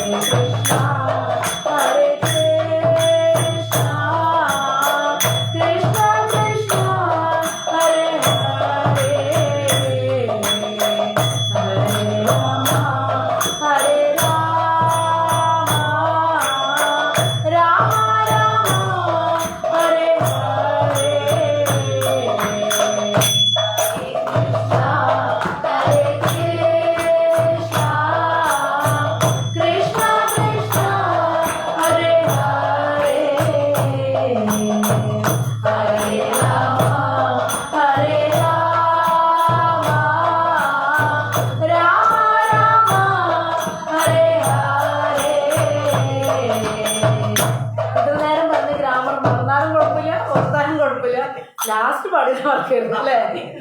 ഹരിനാമം അല്ലേ? കലിയുഗത്തിന്റെ ഒരേ ഒരു ഇതെന്താണ്? ഹരിനാമം. അതിന് ടേസ്റ്റ് ഉണ്ടാവുന്ന നമ്മളിതൊക്കെ പഠിക്കണം. ഹരിനാമം ചെയ്യാനൊരു താല്പര്യം തോന്നണ്ടേ? അപ്പൊ ഈ സൃഷ്ടിയും കാര്യങ്ങളും ഇതെല്ലാം പഠിച്ചിട്ട് ഇതാണ് വഴി എന്നുള്ളത് നമുക്ക് ഹൃദയത്തിൽ ഉറക്കണം. ഉപബോധ മനസ്സിൽ ഉറച്ചിട്ട് നാമം ജപിക്കണം. അതായത് കണ്ണ് നിറഞ്ഞ് ഡാൻസ് ചെയ്ത് ആരാണോ നാമം ജപിക്കുന്നത് അവനാണ് ഉത്തമ വേദാന്തി എന്ന് ചൈതന്യ മഹാപ്രഭു പറഞ്ഞിട്ടുണ്ട്. അപ്പൊ അതാണ് വേണ്ടത്. എന്താ നമ്മൾ ഇത്രയൊക്കെ പഠിച്ചതിന്റെ റിസൾട്ട് എന്താണ്? ഹരിനാമ ജപം അല്ലേ? തൊണ്ട പൊട്ടുമാറ് നാമം ജപിക്കുക. എന്ത് വന്നാലും കൃഷ്ണൻ സമർപ്പിച്ചിട്ട് നാമം ജപിച്ചുകൊണ്ടേയിരിക്കുക. ഹരേ കൃഷ്ണ. അപ്പൊ ഇനി അവസാനിപ്പിച്ചില്ലെങ്കിൽ ലെറ്റർ എഴുതി തരുമോ പ്രഭു? ഒന്ന് നിർത്തി പോകുന്നുണ്ടല്ലേ? ഹരേ കൃഷ്ണ. എല്ലാവർക്കും നന്ദി, നമസ്കാരം. ഹരേ കൃഷ്ണ. രാധേ രാധേ. ഹരേ കൃഷ്ണ. നരസിംഹ കീർത്തനം.